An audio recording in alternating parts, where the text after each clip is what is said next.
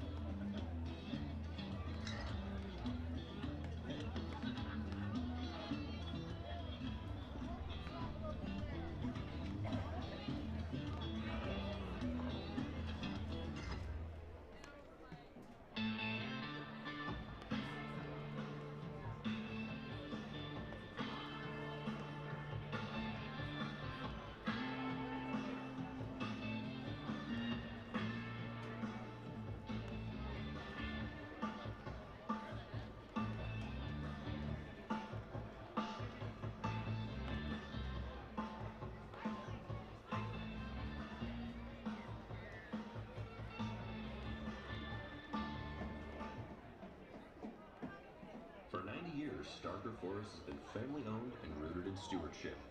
We care for our forests, for the clean water and air that sustains us, the wildlife that depends on it, and the communities that call it home. Our forests provide renewable wood products, beautiful views, and recreational opportunities in Benton, Lynn, and Lincoln counties. Come spend time in our forests. Starker Forests, growing forests, not just trees.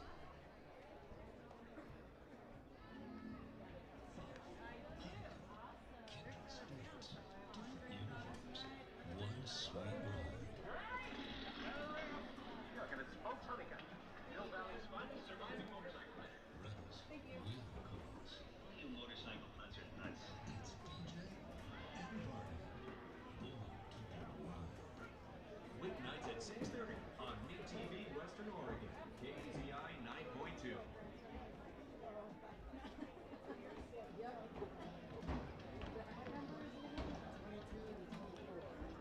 Tonight's game is also sponsored by Edward Jones. To win in sports, adjust your strategy as the game changes. The same is true of investments. Your local Corvallis and Columbus Edward Jones financial advisors can help you create a game plan for financial success. Visit edwardjones.com to get started today. Members SPIC.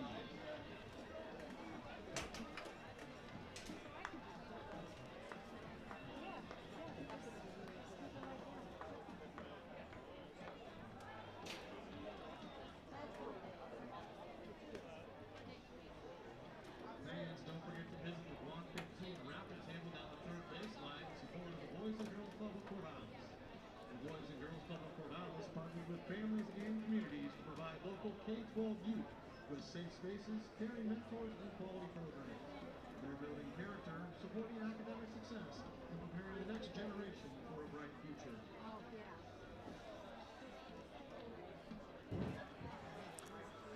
Hi again, everybody, from Goss Stadium at Coleman Field on the campus of Oregon State University in Corvallis, along with Everett Barty, Brendan Brucker, Brian Thomas, Dale Hummel, Javon Grossman, and Garrett Dworshak. This is Mike Parker welcoming you to a fun, unique, special night of Corvallis Knights baseball, a non-league game and knuckleball night.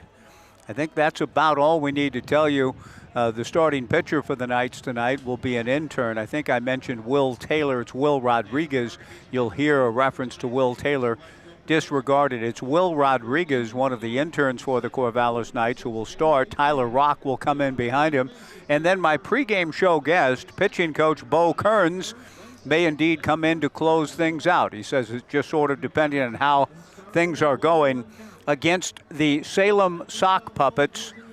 And we will hear that conversation after we come back in a moment. But Bo Kearns, the sixth-year pitching coach, has done an outstanding job. He'll share his thoughts about the accent on fun tonight on a ball game that we're looking forward to seeing play out. Some non-traditional baseball. Each inning will have its own set of peculiar rules. So we hope you come ready to enjoy an unorthodox sort of evening of baseball and fun before we get back to the very serious business tomorrow of the second half. The Walla Walla Sweets in town to begin a three-game South Division and crucial South Division three-game series with the two teams, the Knights and Walla Walla, tied for first. But that's tomorrow. For tonight, it's fun. You'll see that reflected in the uniforms that the Knights wear. The team they're playing, an adult baseball league out of Salem, the Salem Sock Puppets. We'll get Bo Kearns' thoughts about it all after this 2-minute break on the Knights live stream and Joe Radio.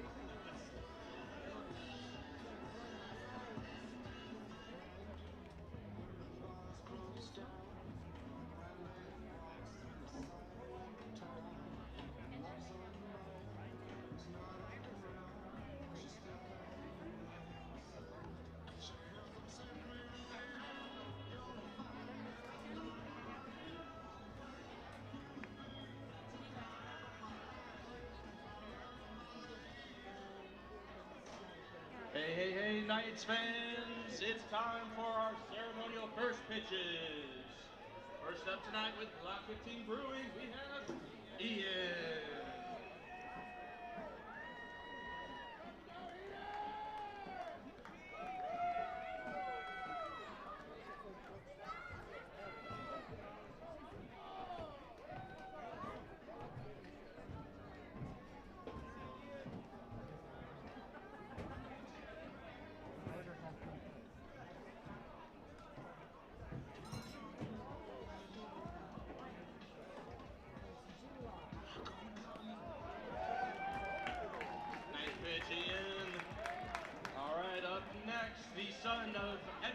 Financial advisor Jonathan Riddle.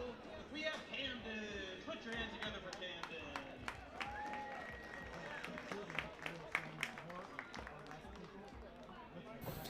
Back at Goss Stadium at Coleman Field, it is knuckleball night, which means the accent will be on the unusual tonight, honoring the great pitch, the knuckleball, which came into existence, I'm told, the same year home plate was laid down here at Goss Stadium at Coleman Field. So it's been a while. I'm joined on this kind of fun night here. It's a non-league game. Back to the seriousness tomorrow with Walla Walla coming to town. Sixth-year pitching coach Bo Kearns, who may see some action tonight on the mound on this knuckleball night against the Salem Sock Puppets, doing a great job again with the pitching staff. Bo, it's good to see you. And tonight is all about having some fun, isn't it? Absolutely, yeah. It gives the guys a little bit of an opportunity to, let their hair down a little bit and have some fun with it. So you're in great shape.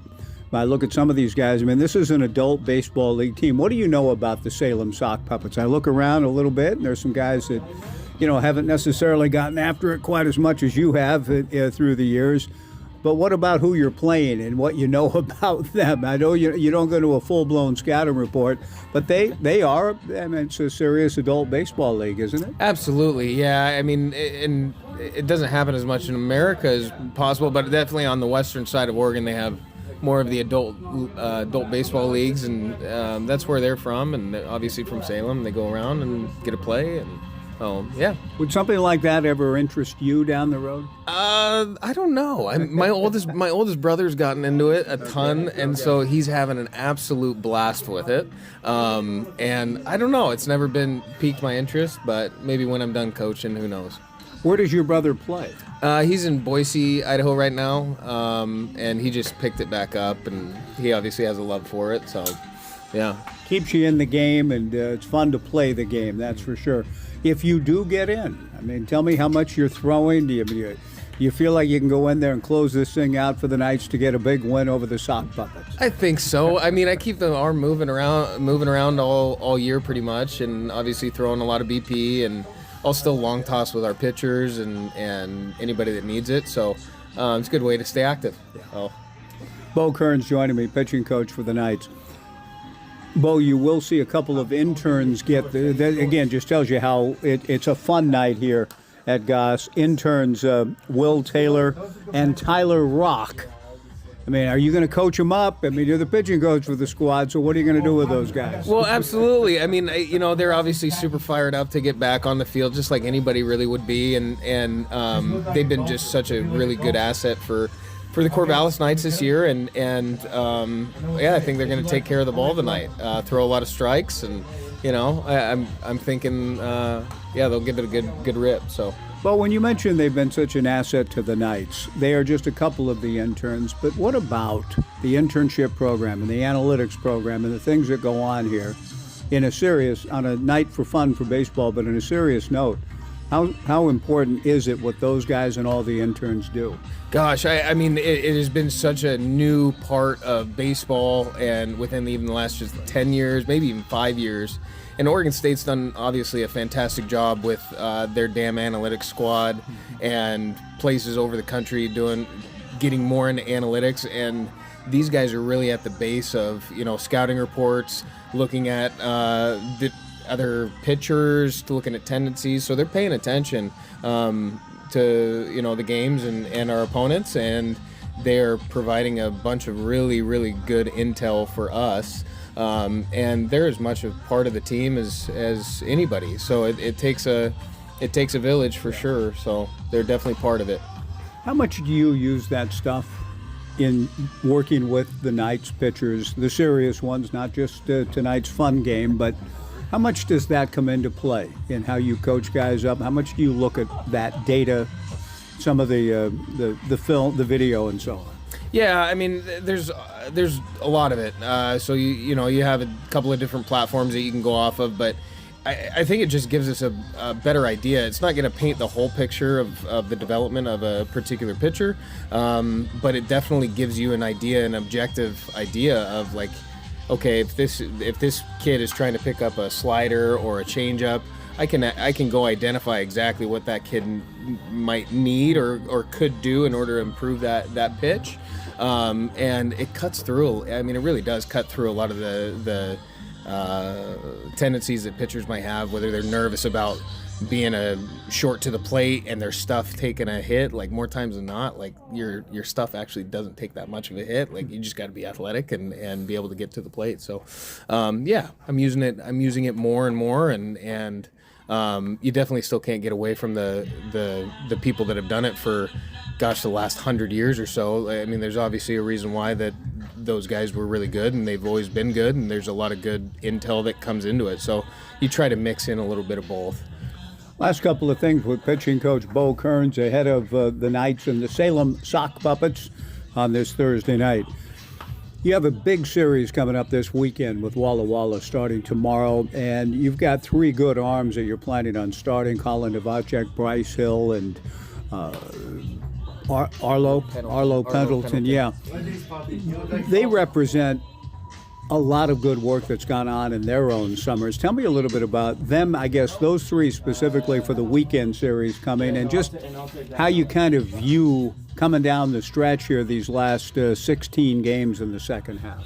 Gosh, yeah, we're super excited about the finishing down the stretch and 18 games. Yeah, finishing strong with the last 18 games of the summer, and the guys that, like Novacek, obviously come from Nebraska. He's been here since the end of school.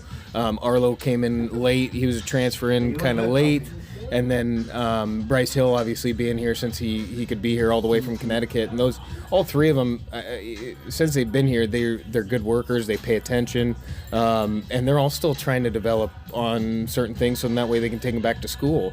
And so, I mean, they're really getting after it, and I'm super excited for those three. And obviously going down the stretch, I think we have enough arms that are healthy, and they're still working, developing, and we got a chance to potentially make a run in the playoffs. Yeah. Well, on knuckleball night, we're gonna. I don't know if anybody's actually gonna throw one, in honor of the great pitch, the knuckleball. Have everybody who's ever played a game of catch will occasionally throw one just for the fun of it.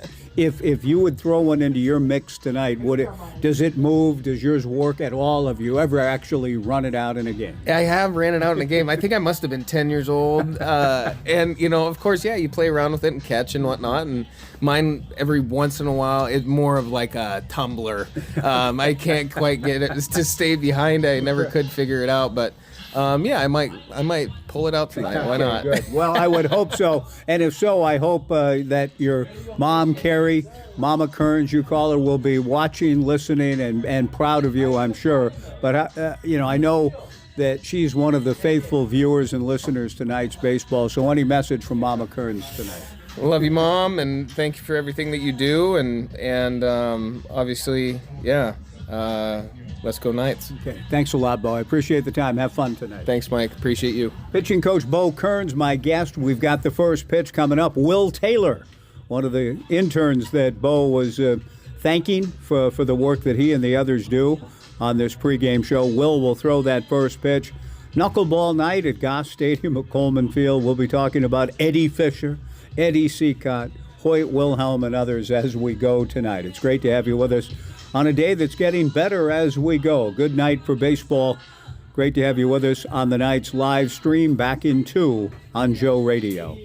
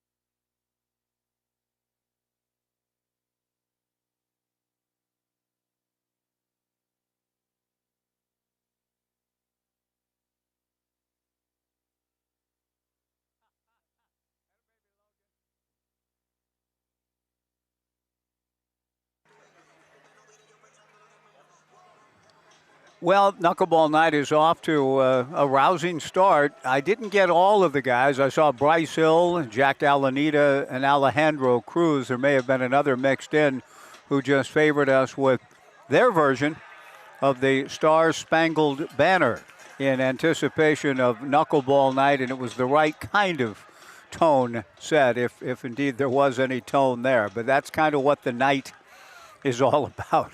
Fun at the old ballpark with the Salem sock puppets in a non-traditional kind of game. You've got the starting pitcher, in fact, for the Knights is an intern, one of the analytics intern, and he has a regular kind of pullover button shirt. I'm not exactly polo shirt that he's going to be pitching in. You've got the rest of the players, Diego Cruz, Berkeley Rents, I mean, all wearing different gear, and we'll try to describe it as we go. It is real baseball from the standpoint of we're going to play 60 feet 6 inches and so on, but there will be some modifications. Kelly Roth leads it off, swings at the first pitch, which is a 1-1 pitch, a slow roller. Berkeley Rents charges, and it's an infield single for Kelly Roth, swinging at the first pitch. Every batter that comes to the plate in tonight's Knuckleball Night game will begin with a 1-1 count. And during the even innings, 2, 4, 6, and 8, the batters will run in reverse order. And in the 6th inning, for what it's worth, everything is fair. Anything that's sort of that goes forward off the bat, things hit behind. If a batter, here's a bunt attempt, and that misses from Dan Filterer. He bunts foul.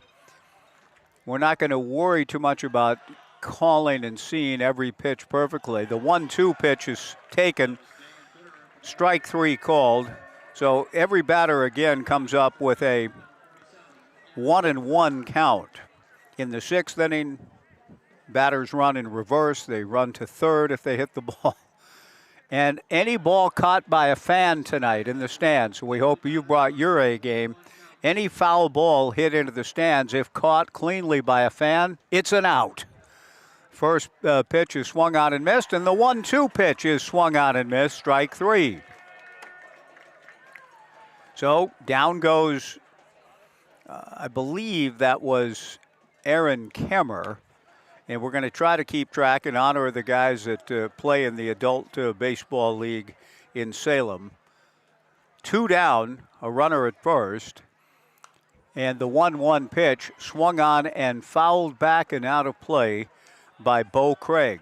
1-2 the count, and Will Rodriguez thus is a strike away from fanning the side. Various people arriving from my family to jacket it up. It's not winter, but they're coming well prepared. It'll be cold before the night is o'er, but they look like they're coming in here in the middle of a Beaver game in March. The 1-2 pitch is fouled back. The count remains 1 ball and 2 strikes. Hello to it. Welcome to Knuckleball Night. Are there more people coming, or have you been down at American Dream did you go, or? Okay. Welcome.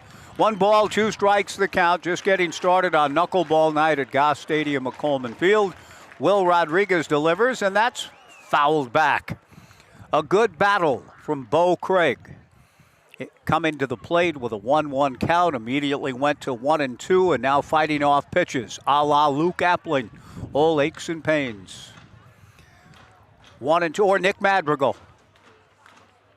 Or Joe DiMaggio. 1 ball and 2 strikes with 2 down. The 1-2 pitch hit foul off first, giving chase. Knights first baseman Zane Garvey. This baseball lands in the stands and was not caught. Remember, if a fan catches a ball cleanly, the batter is out, the batter is out, the batter is out, the batter is out. As umpire Bob Williams said, calling Steve Sackinger out in a Little League game in Hacienda Heights circa 1969. I've obviously not forgotten the moment. 1 ball and 2 strikes. The pitch is a breaking ball up and in from Will Rodriguez. That gets the count even at 2-2.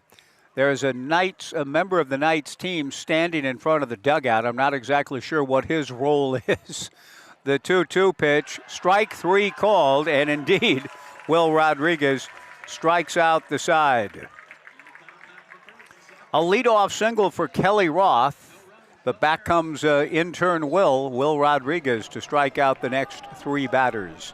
We go to the bottom of the first on this fun night of baseball, knuckleball night, a good crowd coming in. We'll be back in 90 on the night's live stream and Joe Radio.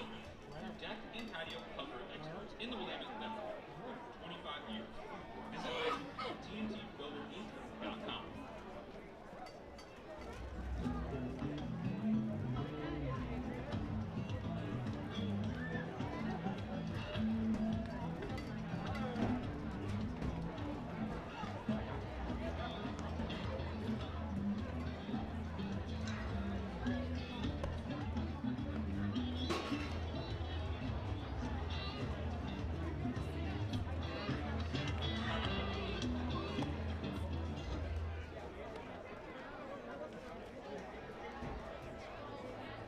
Fans, it's time to get united. Visit the Corvallis Custom Team Store located outside the main gates. We'll stock up on the latest and greatest in night gear and show off your team pride. If you're interested to know who's on the field tonight, scan the QR code up on the screen now to access the roster sheet, brought to you by Midman Press.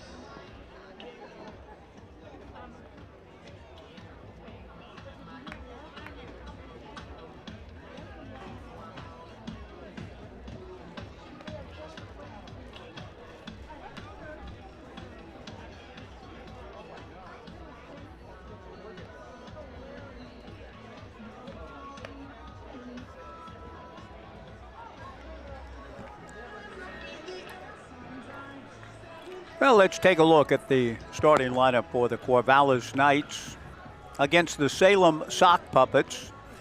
The starting pitcher for Salem is Stephen Kahn, as in Roger, one of the great baseball writers of all time, the late, great Roger Kahn, Stephen Kahn, K-A-H-N, getting the start against the following lineup. Diego Cruz leading off, playing in a cutoff sleeves jersey with number 12 on his back. The diminutive second baseman going big clue with that look, leading off at third base. Joey Morasco batting second at shortstop. Kahn delivers and flailed at and missed. That's not a bad-looking pitch from Stephen Kahn. 0-1 the count. Joey Morasco in the two-hole at short. Zane Garvey batting third at first base. Will Jeske making his Knights debut in this fun environment from Nebraska, the cleanup hitter. Diego swings and strokes one into right field for a base hit. Carl Tiller picks the ball up. Cruz hustles for second and is in. A base hit for Diego and takes advantage of the bobble out and right by Tiller. And Diego at second base for Joey Morasco. Will Jeske will make a much more serious debut, I'm sure, this weekend against the Walla Walla Sweets. Joey Morasco will be the hitter. Will Jeske making his Knights debut tonight. Stephen Kahn to the plate. Swung on and fouled at the plate. No balls and 1 strike to Joey. No score in the bottom of the first inning. Will playing right field and the cleanup hitter. Dakota Chun batting fifth, the designated hitter. Xavier Rios hitting sixth and catching. Tate Hammond batting seventh in center field. Jackson Farah hitting eighth and left. Berkeley Rentz batting ninth at second. The 1-2 pitch cued by Joey Morasco, playing with his jersey unbuttoned and untucked and playing in shorts. So again, it is that most unusual, I don't know, it's a most unusual, is that Andy Williams? Go ahead, anybody, it's a most unusual day. I'm hearing it in my head. Andy Williams, was that a hit for him? I think, I don't know, I think. The 1-2 pitch foul back. It's a most, I can hear it now. And indeed it is. It's a very unusual day. Zane Garvey retrieves the baseball. He too has his jersey untucked and unbuttoned. For some reason, there's somebody in catcher's gear in front of the Knights dugout. Standing sentry, it appears. A wild pitch, and Diego Cruz is going to score on this wild pitch. A two-base wild pitch. Diego slides in just for the fun of it. The Knights lead it 1-0.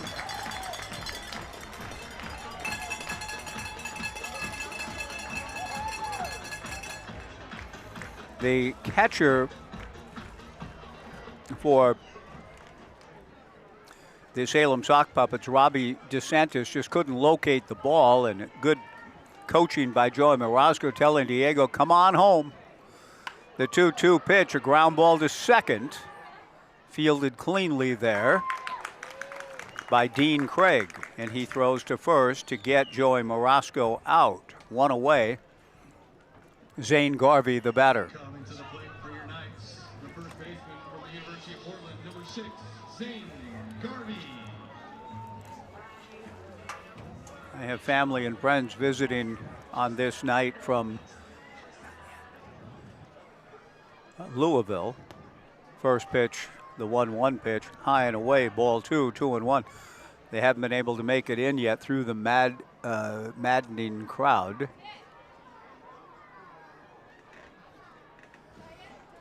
I see young Ben and Becca down there. Why they're not coming up here, I don't know. You see them? They're sitting, about 4 rows back from behind the on-deck area. Yeah, so I don't even know if they know that we're here. Young Ben and Becca are here, but they haven't found their way up here yet. 2 balls and 2 strikes to Zane Garvey. 1-0 Knights, bottom of the first. Stephen Kahn to the plate.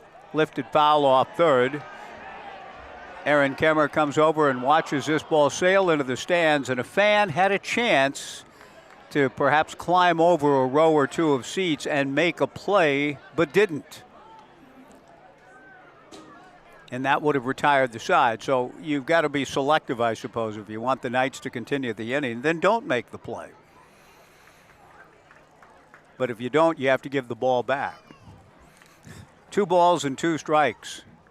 The 2-2 pitch is a breaking ball swung out and missed. The ball gets away from Robbie DeSantis. Zane Garvey strikes out, but he will get 2 bases on the strikeout. And wild pitch. So again, a most unusual early evening here at Goss Stadium at Coleman Field. Ben and Becca do make their way up the stairs here. Other family members are coming. Will Jeske will be the batter, making his Corvallis Knights debut. Good to see you, Bex. Is everybody else going to be here soon? Okay, thank you. The 1-1 pitch to Jeske swung on and missed, and the count 1-2. Will, a very productive player over his last 3 years at Nebraska, and he's from Lincoln. A true hometown kid for a good program. The Nebraska Cornhuskers. 43 wins this past spring, and Will had a big part of it. He takes in the turf, ball 2, 2-2. 1-0 Knights, bottom of the first inning. Just 1 out. Kahn delivers a line drive to center field, moving over and falling to his knees and making a good catch. The center fielder, I'm going to try to get a number on him. Good play. 2 down. That would be 25, and that would be Sean Sprower out in center. So a good catch and good read, taking a base hit and RBI away from Will Jeske. Dakota Chun, the hitter. Dakota going big clue as well with the jersey sleeves cut, both on for his left and right arm, so the full biceps manifest a la Big Clue. The 2-1 pitch is a ground ball foul outside of first. 2 balls and 2 strikes the count to Dakota Chun. Big crowd coming in on this knuckleball night Thursday night, which includes Brett Casey making his way into the ballpark. Brett looking very fatherly, very athletic himself. He could get out and play and lead the Salem Sock Puppets, I dare say. His brother John here tonight wearing the wig. It looks pretty good on John. You may see him wandering around the Jack Riley concourse with a big pink wig atop his dome. 3-2 the count, 2 down, 1-0 Knights, bottom of the first inning. Xavier Rios on deck. Kahn to the plate, toppled foul at the plate. The count remains 3-2. I'm amazed at the size of the crowd on this Thursday night. And I'm not sure how many, and maybe most are aware that it is an unorthodox night of baseball. They may not have fully picked up on it quite yet, but they will next inning when the batters will run from home plate to third base if they make contact, if they remember to do so. If they go to the wrong base, they probably should be called out. The 3-2 pitch is fouled back. Every batter starts the at count at the plate appearance with a 1-1 count. Here comes John Casey looking at brother Brett up in the stands, with John wearing his big wig that looks very impressive. I'd like to try it myself. The pitch to Chun, belted to right center field. Ball left out over the plate, and Dakota's on the run. He's thinking 3, and he will get 3 easily. A triple for Dakota Chun. That, quite frankly, a pitch delivered by Stephen Kahn was just kind of a fast batting practice, sort of put it over the plate, medium speed fastball. The type that you like to throw during BP to get guys timing, and he crushed it. Xavier Rios, the hitter. Kahn to the plate, and if I made the play, I suppose I would get Rios out. But Xavier pokes it foul into the stands, into Urchin Alley, and the Urchins give chase. A lot of Urchins in the stands, in the alley tonight on this big knuckleball night, Thursday night at Goss Stadium at Coleman Field. Breaking ball grounded to third. The throw over is in time to get Rios, and the Knights settle for 2 runs in the bottom of the first. So after 1 on this kind of crazy night of most unusual baseball, it's the Knights 2 and the Salem Sock Puppets nothing. Runners supposedly, if they make contact, will run towards third to begin the second inning. We'll see. 2-0 Knights. Will Rodriguez back to the hill, back in 90 on the Knights live stream and Joe Radio.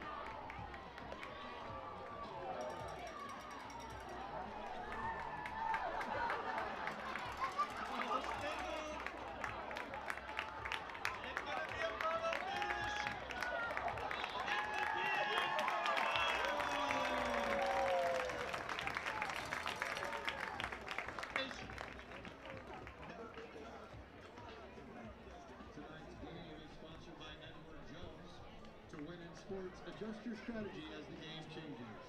The same is true of investments. Your local Corvallis and Salem Edward Jones Financial Advisors can help you create a game plan for financial success. Visit edwardjones.com to get started today. Members SPIC. Fans, players, coaches, and umpires, this inning is a reverse inning. The hitting teams will need to run the bases in reverse during this inning.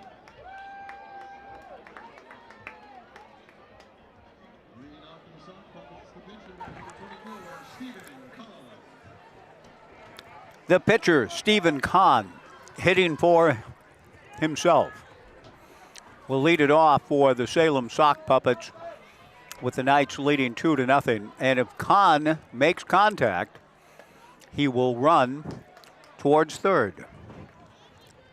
he puts it in fair territory. He swings and misses at the first pitch, and the count 1-2. Rodriguez comes back to the plate and misses. 2 balls and 1 strike. 2 balls and 2 strikes the count.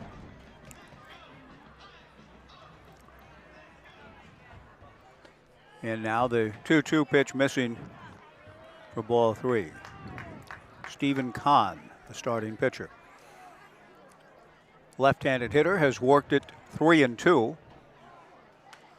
He pops one up. He's not running the right way. Now he drops the bat and watches. Never really got out of the batter's box area with the pitcher, Will Rodriguez, catching the ball. 1 away. And I'll need to listen to the number here. He's not listed on their roster. He's wearing number 4. And I'm going to need, let's see if I can get a little. He swings and fouls one back.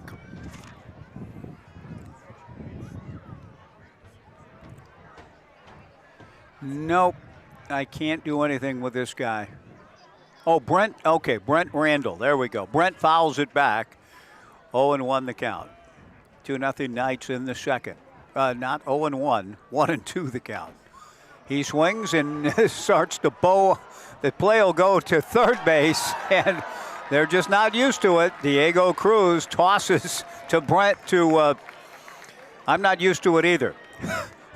Brent Randall getting over to cover. Brett Casey looking like he's in the best shape of his life, by the way, for whatever it's worth.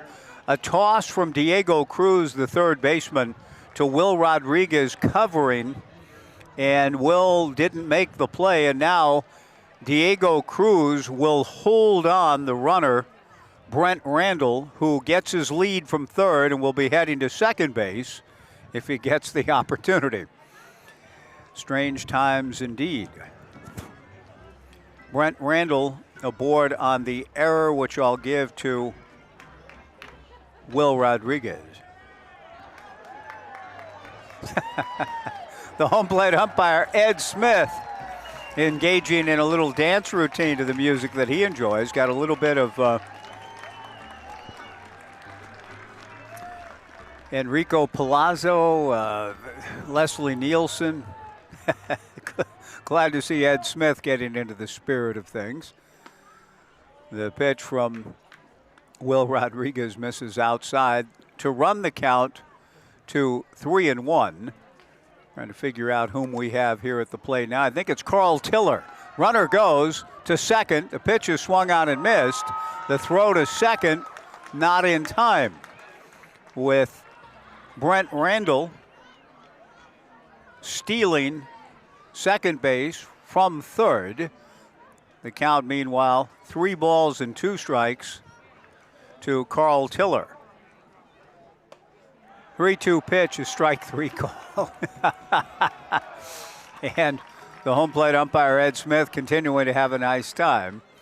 Ringing up Tiller with a little extra flair thrown in calling the third strike. Sean Sprower, the center fielder, to the plate. Now again, the sock puppets trying to get the run home from second. And that runner, Brent Randall, will try to score from second, coming around first into home.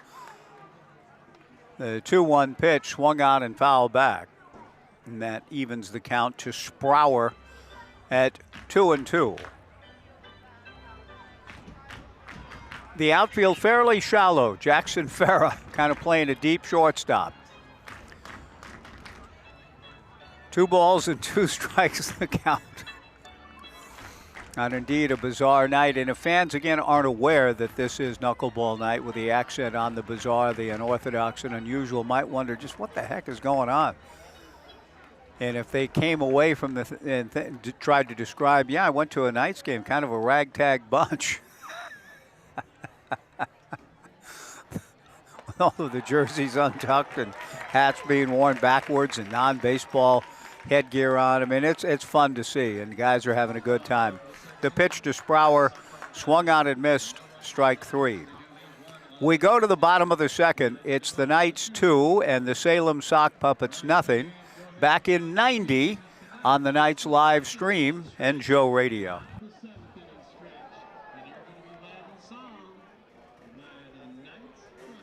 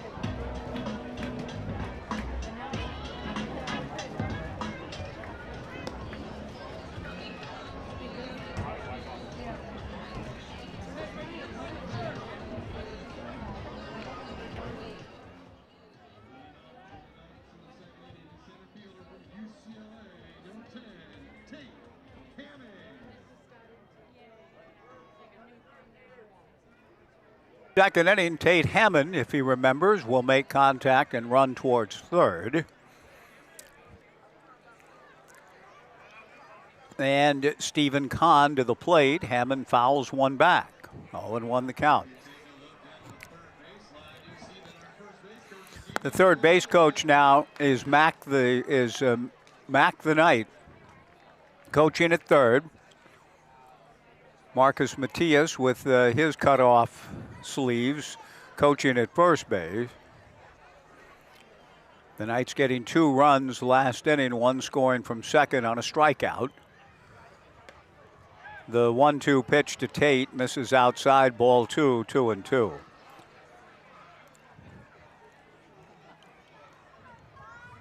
The good crowd continues to come in. The 2-2 pitch is high. Remember, tomorrow night it's back to the serious business of trying to make the playoffs again. The Knights have never missed them and make a run toward the second half title. They go into the series tied for first with the team they're playing, Walla Walla. The Knights at 6-3, Walla Walla at 8-4. Hammond takes outside for ball 4. And Jackson Farah, the hitter.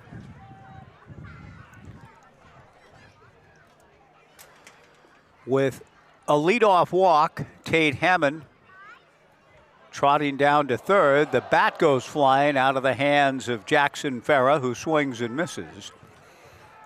And the count goes to 1-2 to Jackson.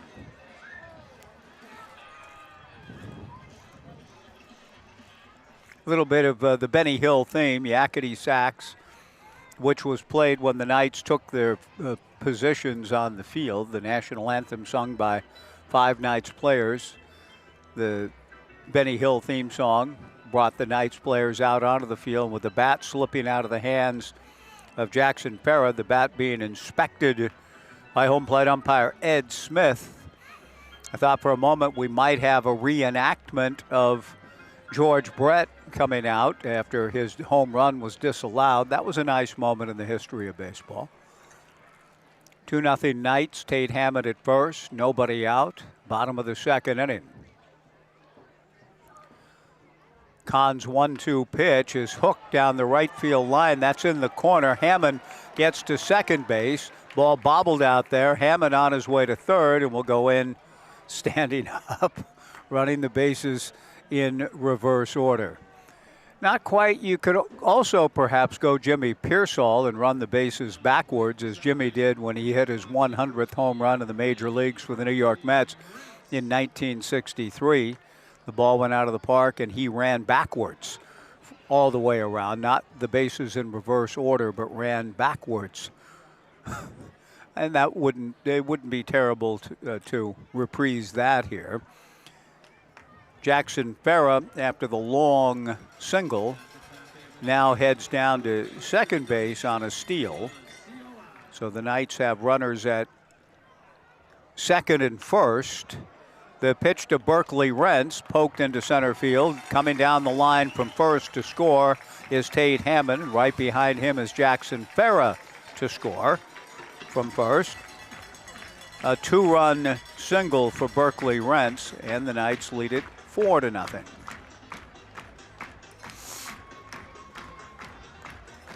The bases are still set at 90 feet, even though they're running them in reverse order.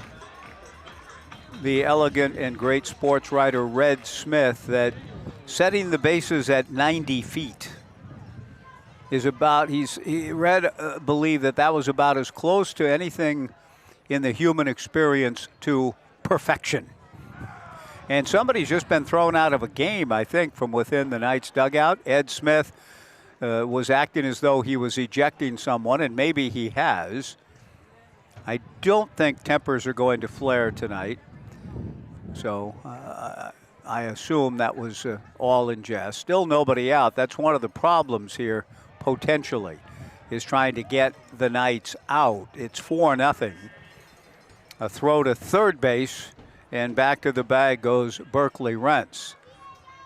As I said, Stephen Kahn looks as though he knows his way around the mound. A throw to first, and Kahn has gotten an out. He's picked off Berkeley Rentz.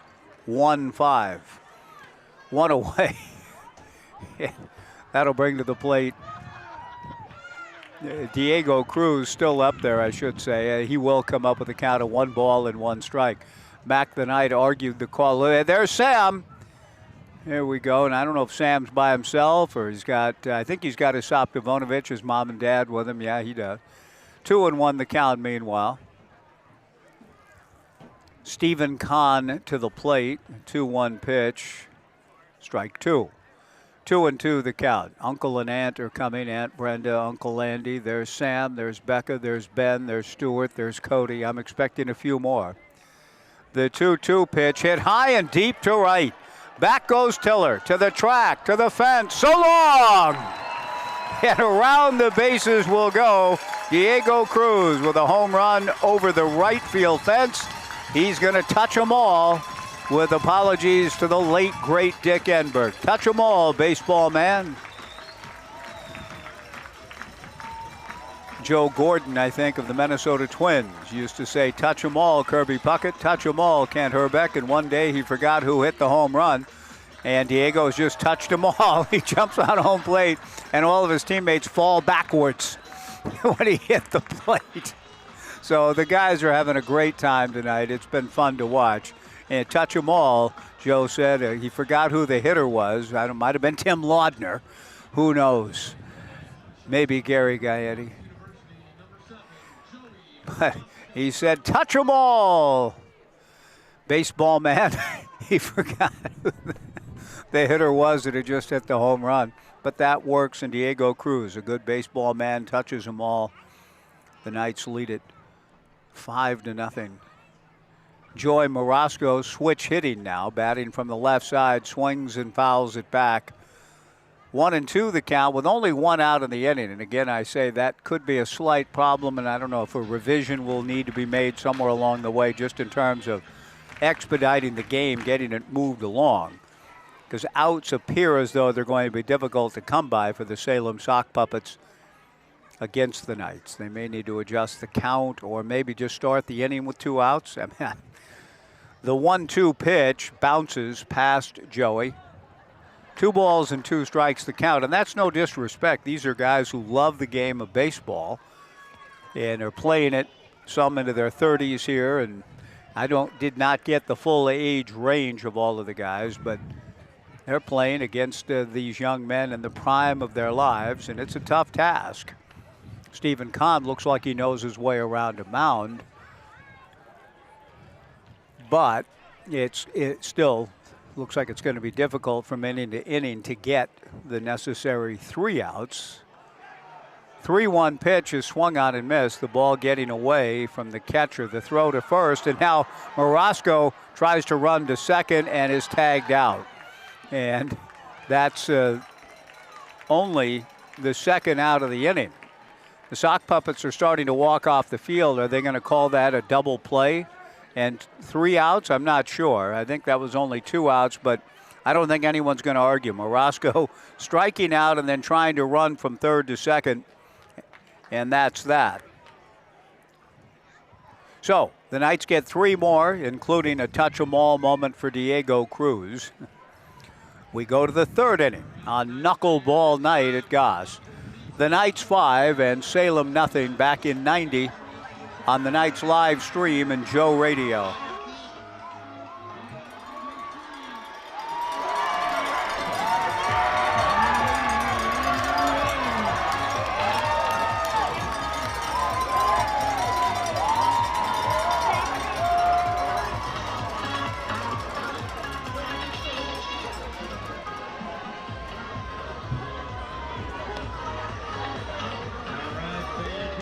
Birthdays to wish tonight.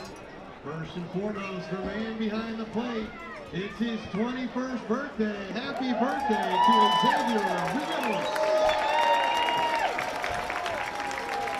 Also out in the crowd this evening, we have Nico over in Section 8, or Section B. Nico. Happy birthday, Nico. Also, we have Jack celebrating his 40th birthday with his wife, Brent, daughter Lois, and friends here this evening. Happy 40th birthday to you, Jack. And all fans, get pumped. The 3rd inning is the Block 15 beer batter inning. If the Sock Puppet strikes out this inning, all tap beer is $2 off, and all beer bats are just $15 through the end of the 5th inning. Get loud and cheer on the striker. Lead off for the Sock Puppets, number 11, the catcher, Robbie DeSantis.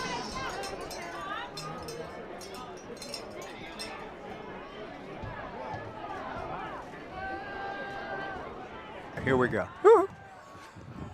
I think it is still, as we move to the 3rd inning, 5-0 Knights. It looks as though the Sock Puppets will go with Danny Taves. Now, I think it's Taves, but it could be Tews. It's spelled T-E-W-E-S. I think that's Taves. But Danny swings and misses, and he got a little bit of gray in the beard. He might be on the upper end, no disrespect to Taves, Tews Taves, but he looks like he might be an elder statesman on the club. He wears it well. Danny Taves at the plate, 1-2 the count. And a chopper towards the shortstop. Taves can run, the throw to first. In time. Taves flings his helmet to argue the call. And he's thrown out of the game, bumping into the umpire. He's flinging his gear around and is told to leave the field. Danny Taves into the spirit of things. And even though he's been thrown out, we might see him again. It's that kind of night. Taves runs over to talk to Ed Smith, the plate umpire, and to plead his case, perhaps. Oh, he wants to take over the umpiring chore. And Ed Smith politely declines that. Taves grounds out, called out. He was probably safe. But again, tonight's a night where we're not going to worry too much about such things. That brings to the plate Robbie DeSantis. DeSantis with a 1-1 pitch, swings and misses. The count 1-2. And the 1-2 pitch just missed. And now Will Rodriguez thought that he had thrown strike 3 and surprised it wasn't called. Ed Smith didn't call it, and the count goes to 2-2. Rodriguez will try it again. High and away, ball 3. 3-2 the count. 5-0 Knights in the 3rd on Knuckleball night, Sock Puppet night. The Nyer-James Guide to Pitchers has a full chapter written by our commissioner, Rob Nyer himself, on the history of the knuckleball and its practitioners. The pitch hit foul off to the right and out of play. As always, origins, a controversial subject for almost any subject, anything in existence. Where did it all begin? Knapp Rucker advanced as a candidate who might have invented the knuckleball circa 1907. Lou Moren with the Phillies. Eddie Seacott also mentioned early as a knuckleball practitioner. A foul ball into the stands, and a play, again, was available, not made. If a fan catches a ball tonight in the stands, the batter is out, the batter is out, the batter is out, the batter is out, as was Steve Sackinger in 1970. That was a nice moment in time. I'll try to get to it as we go, because for the rest of our young lives together in Little League and Pony League ball thereafter, we would engage in imitating a young umpire in our Hacienda Highlander Little League named Bob Williams, who called Steve Sackinger out for stepping out of the box on a home run. Sackinger hit a home run. Got a little delay here in the action. Steve Sackinger, one of those legendary young ball players we all were in awe of, with great power. He could hit ball constantly over the fence at our Little League field. Did so, but as he's rounding the bases, you had Bob Williams behind the plate, and the pitch from Rodriguez swung out and missed, strike three. Yeah, it's another strikeout, 2 down. Nobody seems to be too upset, least of which Robbie DeSantis. And that'll bring to the plate Chris Tiller. That was a beer batter strikeout, so DeSantis feels as though he is giving the crowd what they wanted. The 1-1 pitch foul back. So we're all watching Sackinger hit this moonshot.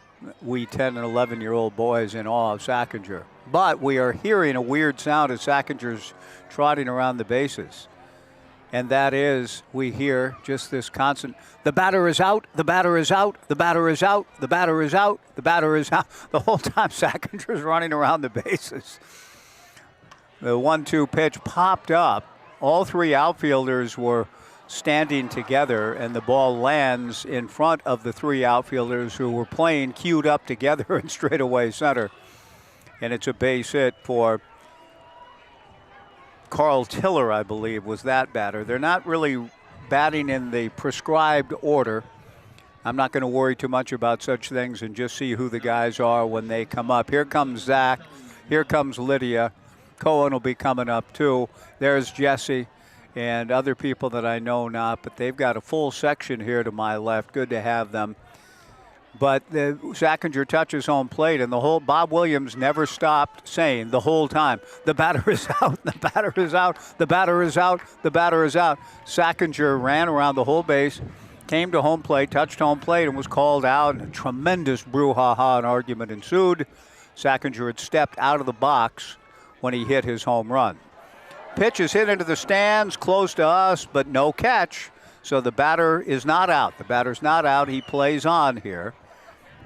The batter for the Sock Puppets is Kelly Roth. 5-0 Knights in the third as we try to make our way through this most unusual game.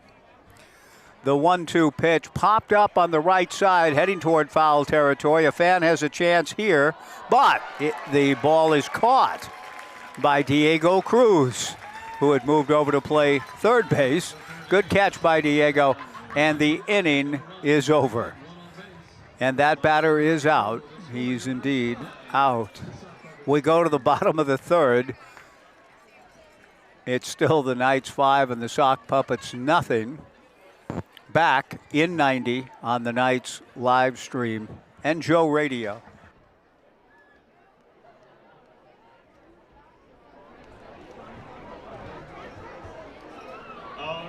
We're down here on the third baseline doing Dizzy Dads. The dads are going to spin around the back, followed by their daughters. They're going to race down to John and back. And it's a relay. On your mark, set, go. Go, go, go. 10 spins, 10 spins. Oh.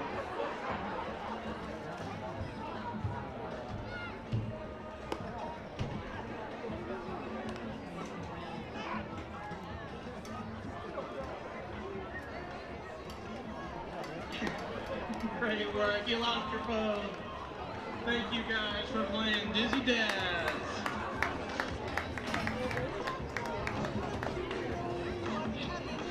Fans, don't forget to visit the Block 15 raffle table down the third baseline in support of the Boys and Girls Club of Corvallis. The Boys and Girls Club of Corvallis partners with families and communities to provide local K through 12 youth with safe spaces, caring mentors, and quality programs. They're building character, supporting academic success, and preparing the next generations for a bright future.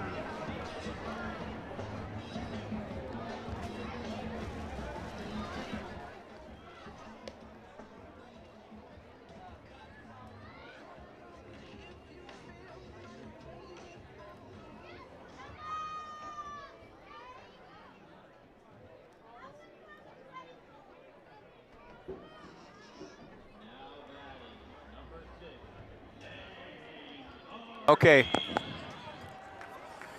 Zane Garvey to lead things off for the Knights. Bottom of the third inning, 5-0 Knights. Stephen Kahn ready to go. And the first pitch from Stephen, the right-hander to Zane, taken down and in. 2-1 the count.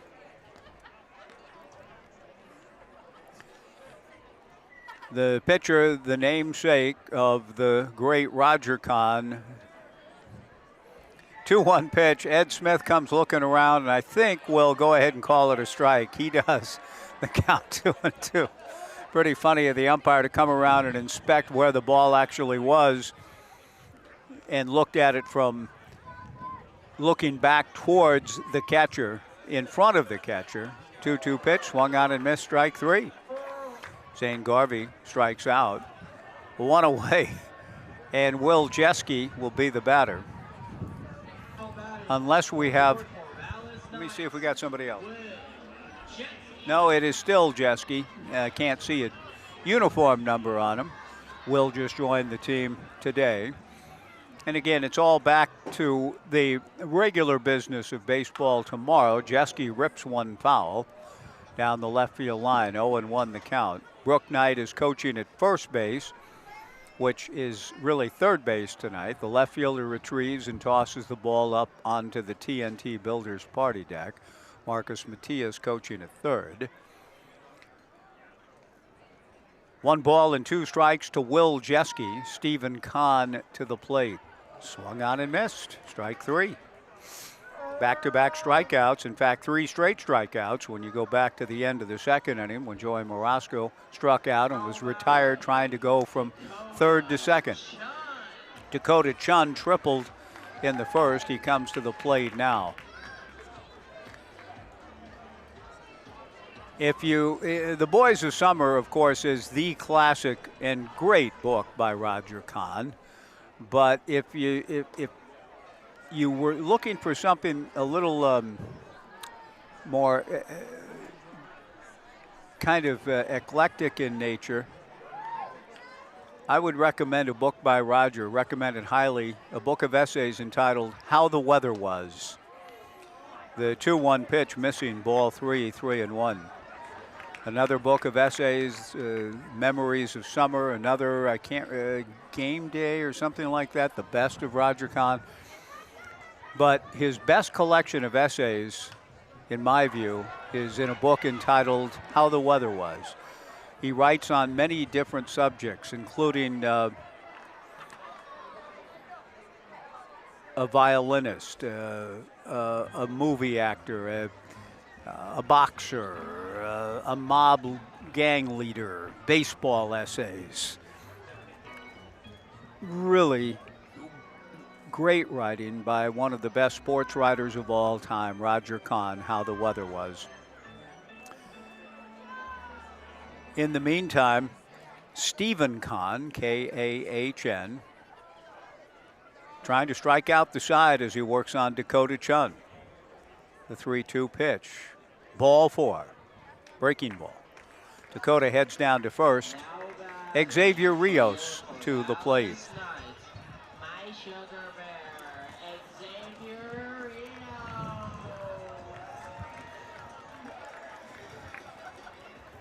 Knights players sitting in front of the dugout. I hope it's safe there. no one is telling them not to, but they do put themselves in a little bit if Xavier pulls sharply. Xavier Rios, the birthday boy, 21 years of age, stands in and takes the 1-1 pitch for a strike. The count 1-2. 5-0 Knights, bottom of the third. The score of little import here tonight on Salem Sock Puppet Knuckleball Night. The 1-2 pitch, swung on and missed. Stephen Kahn strikes out the side. Great essay by Kahn in that book, too, about Richard Nixon. I mean, he just a really wide-ranging subject matter in how the weather was for Roger Kahn. Stephen Kahn strikes out the side, mixing in a walk along the way to Dakota Chun. We go to the fourth, the Knights 5 and the Salem Sock Puppets nothing, back in 90 on the live stream and Joe Radio.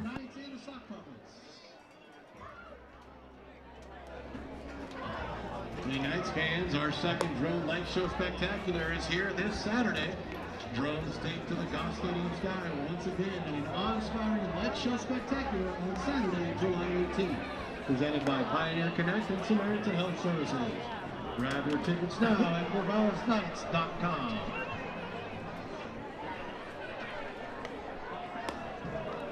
Fans, players, coaches, and umpires, this is an even-numbered inning, which means it's a reverse inning. Hitting teams will need to run the bases in reverse order.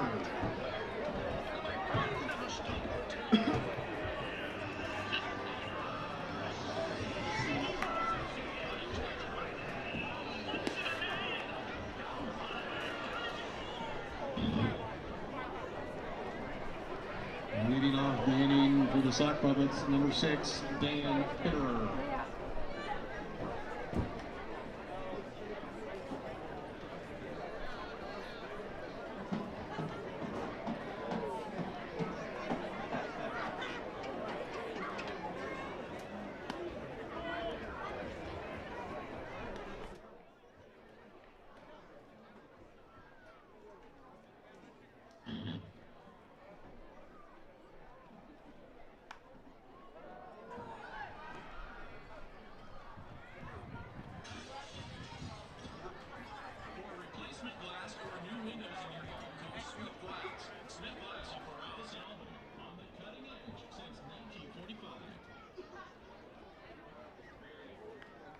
Sorry about that. Here we go.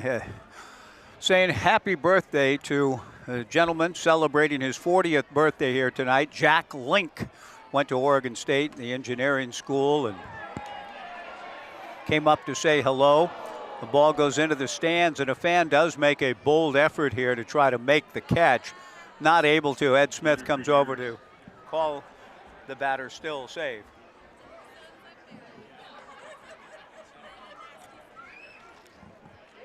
Trying to see who the batter is as we play on here in the fourth. 5-0 Knights. Another foul ball into the stands.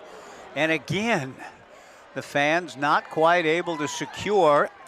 And again, Ed Smith makes the call, and I think the right call. He looks up into the stands and says, nope, the batter is safe. The batter is safe. And he is still up there with the Knights leading 5-0 in the fourth. This would be Daniel Filterer, who takes high. And the count 3-2 as the wind picks up here considerably. Cooling matters off. My family making the trip in from Kentucky and out Kings Valley way. That's a little closer. 3-2 pitch, ball 4. And heading down to third base, Filterer. And that'll bring to the plate Aaron Kemmer.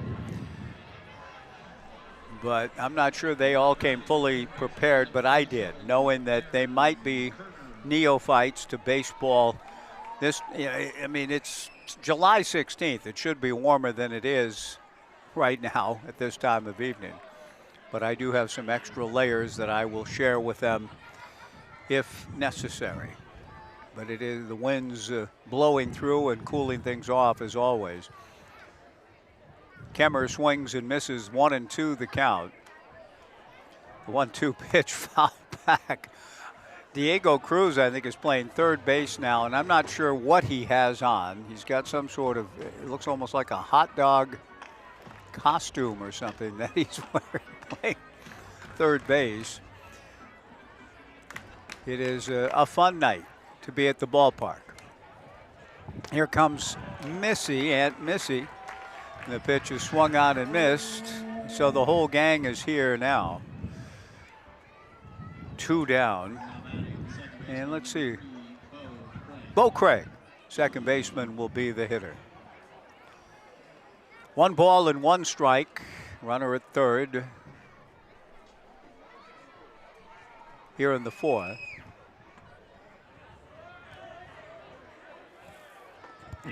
First pitch missing, and they want to appeal. And I don't think they're getting the call they want. Mike Groth is the other umpire. Groth waving Ed Smith off. I'm not sure what's going on.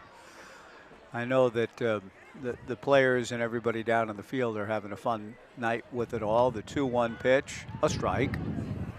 That evens the count at 2-2.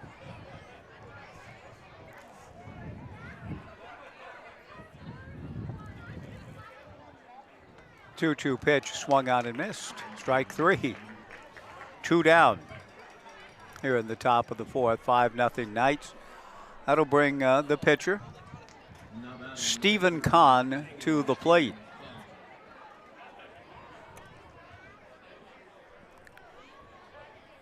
Games we used to play. There we go. Not the best of it. It's another nice collection. Fly ball sliced to left, and this is going to carry all the way to the fence. It's going to lead to a run. Rounding third is Tillerer, and he's on his way to the plate and will score on a head-first slide. Good hustle. Scoring from third on the single to left. Good hustle for Daniel Filterer, pardon me. Daniel Filterer. There are some Tiller brothers on the squad. Daniel Filterer scores from third on the single to left. It's now the Knights 5 and the Sock Puppets 1. And here comes Taves trying to sneak in.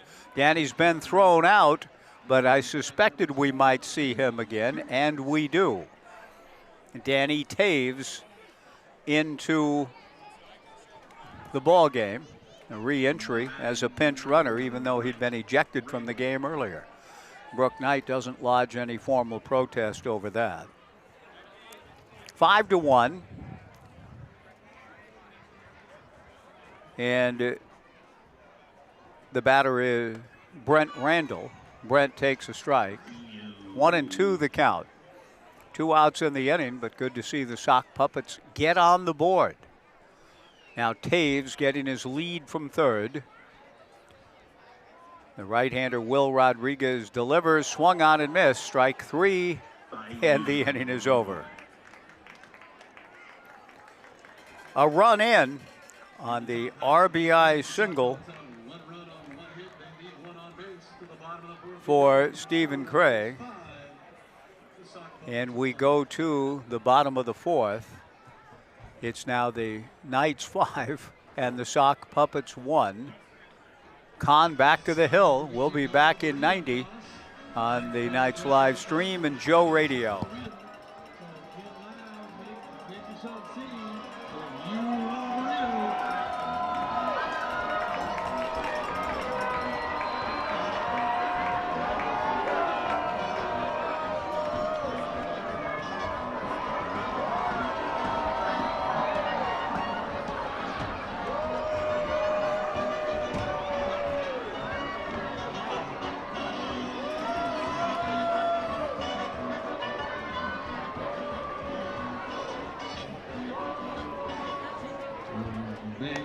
Join us for our next home game tomorrow, July 17th. It's mini bat giveaway night presented by Starker Forest. The first 250 fans get a wooden mini bat. Get your tickets now at CorvallisKnights.com. Tonight's Benton County Schools Credit Union senior announcer is Rob. Rob's going to be calling the Knights up to bat this inning. Compliments of Benton County Schools Credit Union. Take it away, Rob.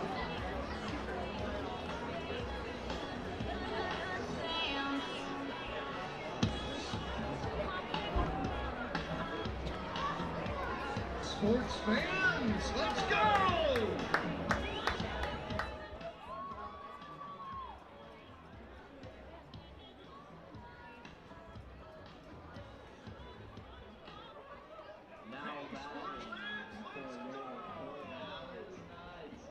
The most nonchalant boy on our team, Tay Hamlin.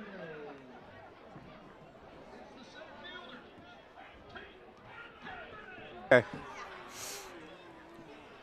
Tate Hammond will lead things off in the, looks like he has armor on in the video board shot. Tate swings and misses to run the count to 1-2 here in the bottom of the fourth. 5-1 Knights. Stephen Kahn has gone all the way. The 1-2 pitch down and in. 2-2 the count.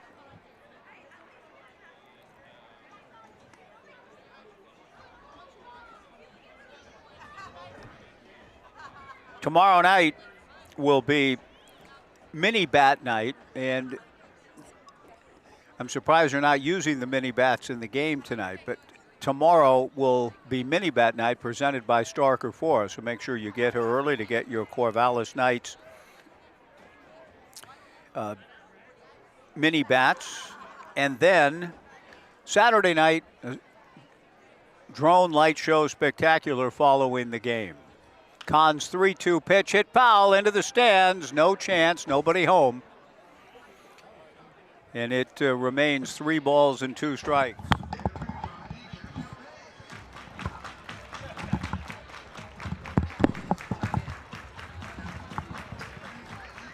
Hi, Ann. I'm on the air, actually, but Stuart was up here waving at you. My nephew, Stuart, was hoping to get your attention, so if you and Colin can come back up and say hi to Stuart, who's just to my left. Stuart McLean, you know, the pitch on the way is ball 4.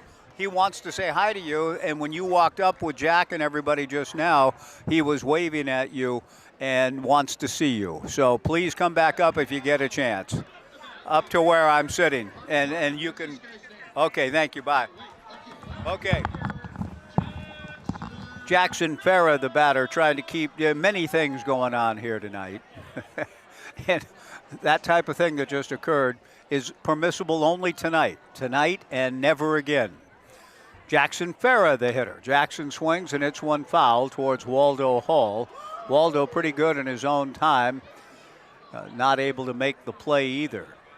Coaching first, Marcus Matias takes a seat, a la Max Patkin. And this is sort of the kind of the spirit of the evening that we have enjoyed tonight. When you think about the shows and the baseball clowns, so to speak, baseball comedians, everybody's kind of doing that here tonight at Goss on Salem Sock Puppet Knuckleball Night. But the likes of Al Schacht and Max Patkin, and then the great mascots through the years, ground ball foul outside of first, San Diego Chicken and the Philly Fanatic, round tripper with the Portland Beavers,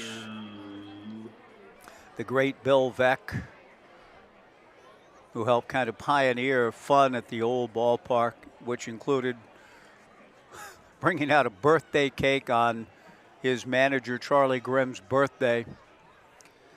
The pitch outside, ball 2, 2-2. Bill brought a birthday cake out, and Charlie Grimm had been griping and complaining about not, you know, he really needed a left-handed pitcher to help the squad. And this huge birthday cake comes out, and popping out of the birthday cake covered in frosting was the left-handed pitcher Charlie Grimm had been coveting. I mean, that's the type of thing that Bill Veck helped bring to the game of baseball, sending Eddie Goodell to the plate in 1951. Here's another walk, and the Knights will have runners at first and second. Stephen Kahn showing some durability here to get into the bottom of the fourth, down 5-1. However, walks back-to-back batters. Berkeley rents the batter. But on this knuckleball night, Knights baseball, back to the business. Oh, and now Ed Smith is going to take the bat away from Berkeley Rents, and Rents is going to go behind the plate without a mask. Ed Smith had stepped in with his mask on and ends up, hey, Brett, and then ends up stepping at Brett Casey. Still don't really recognize him. Best shape of his life. First and second and third. Third and second would be the proper disposition of the runners at third and second here in the bottom of the fourth.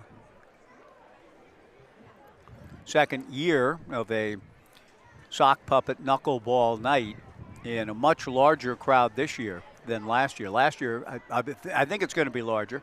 Last year, 1,849, 1,849.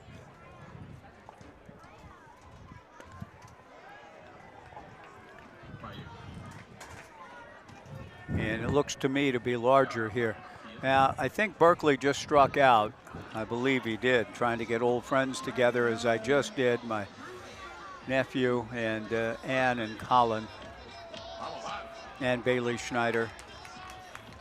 Colin Schneider and my nephew hugging it out here to my right as Berkeley Runt strikes out. Running up is Diego Cruz, trying to go that slap style, Ichiro style, and misses.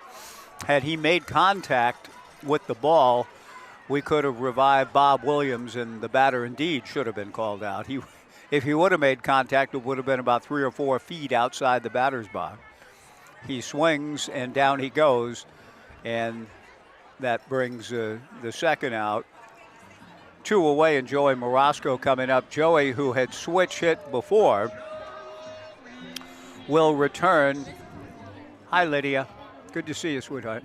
Hi, Cohen. It's cold here. Wrap yourself around it. Put that blanket, or you can put that night sweatshirt on if you want. Yeah, the pitch is in the turf. Yeah, there you go. It is getting chilly here. My nephew Cohen and my niece, does that help a lot? Lydia, and this is not my daughter Lydia, she is somewhere now in the state of Idaho today. Stopped in Boise, Burns, Boise, the long trip across. Yeah, you can listen on that if you want. Okay, 2 balls and 1 strike the count. Can you hear me inside your headset? Okay. Okay, good. That's Cohen, my great nephew. Yeah, there you go. How are you, Cohen? How old are you? 9. 9 years old. Where do you live? Louisville, Kentucky. That's what I thought. Or also, there goes number 7. And he's out. Yeah, there goes number 7. He hit the ball, but it was caught. Ah, crud. I know. Well, yeah, you're right. That's exactly how I feel most of the time. Not so much tonight. Good to see you, Cohen. We're going to take a break on that note. The Knights do not score. And at the end of 4, it's the Knights 5 and the Salem Sock Puppets 1 back in 90 on the Knights live stream and show radio. Alrighty, it is time to bubble joust. Gentlemen, we're going to switch it up here. You're running to home. You are running to home. Come meet me here. On your mark, get set, go!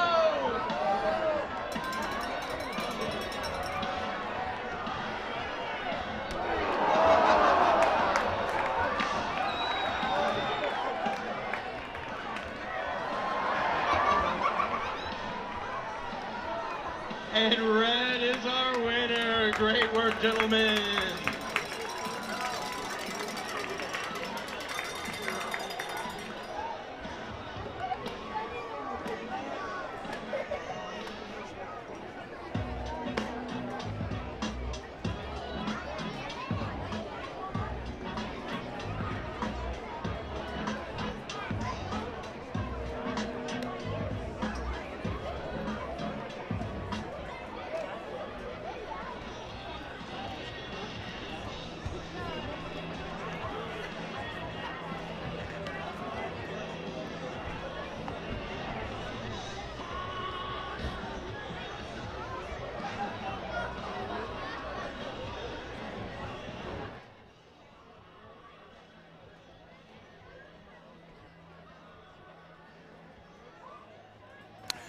Turn down mic 2.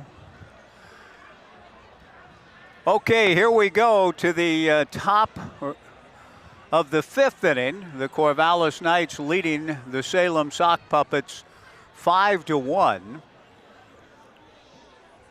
don't know if we have it is the same pitcher. It'll be Will Rodriguez. And Mac the Knight has taken over as the umpire down at first base. The first pitch, the 1-1 offering from Rodriguez, is a strike, and the count 1-2. Little Rocky Colavito pumping of the bat from the hitter, whose number I can't quite discern. He swings and fouls it back. That's Carl Tiller. Carl fouling it straight back. His brother Chris Tiller also on the club. 5-1 Knights here in the top of the 5th inning. Big crowd on this Salem Sock Puppet knuckleball night game. Great practitioners of the knuckleball. Rob Nyer, the commissioner, in his book, The Nyer James Guide to Pitchers, said that the best knuckleball of all time in terms of its action was that of the Hall of Famer, Hoyt Wilhelm. Number 2, Phil Niekro. Number 3, the lefty Wilbur Wood. Eddie Rommel, number 4. Number 5, Charlie Huff. Tom Candiotti, number 6. Dutch Leonard at 7. A pop-up in foul territory, caught by Joey Morosco. One away. Number 8, the late Tim Wakefield. Joe Niekro at number 9. Eddie Fisher or Seacott. Why did it have to be Eddie? Says Mickey Rourke and Barfly. Well, it could be either Eddie, Rourke, or Seacott. Rodriguez tries to throw a ball over the fence and does from the pitcher's mound. I think he injured himself while doing so. Bo Kearns is out to make a pitching change with 2 down. Kearns is going to the bullpen, so I think we're going to have Tyler Rock coming in, and then Bo's going to finish this baby out a little bit later. Wrapping up the other practitioners, Eddie Seacott, Eddie Fisher, but of knuckleball fame, Ken Johnson, George Springer, Gene Bearden. When Bearden took the Sox, he gave us pride. R.A. Dickey, George Springer, yeah. And we have a new pitcher coming in. It'll be Tyler Bach. And I think they may carry. I think the guys are coming out to carry. It looks like they're coming out maybe to carry Will Rodriguez off the field. I'm not quite sure. But the new pitcher will take a 1-minute pitching change break and come back in the 5th. 5-1 Knights, back in 60 seconds on the Knights live stream and Joe Radio.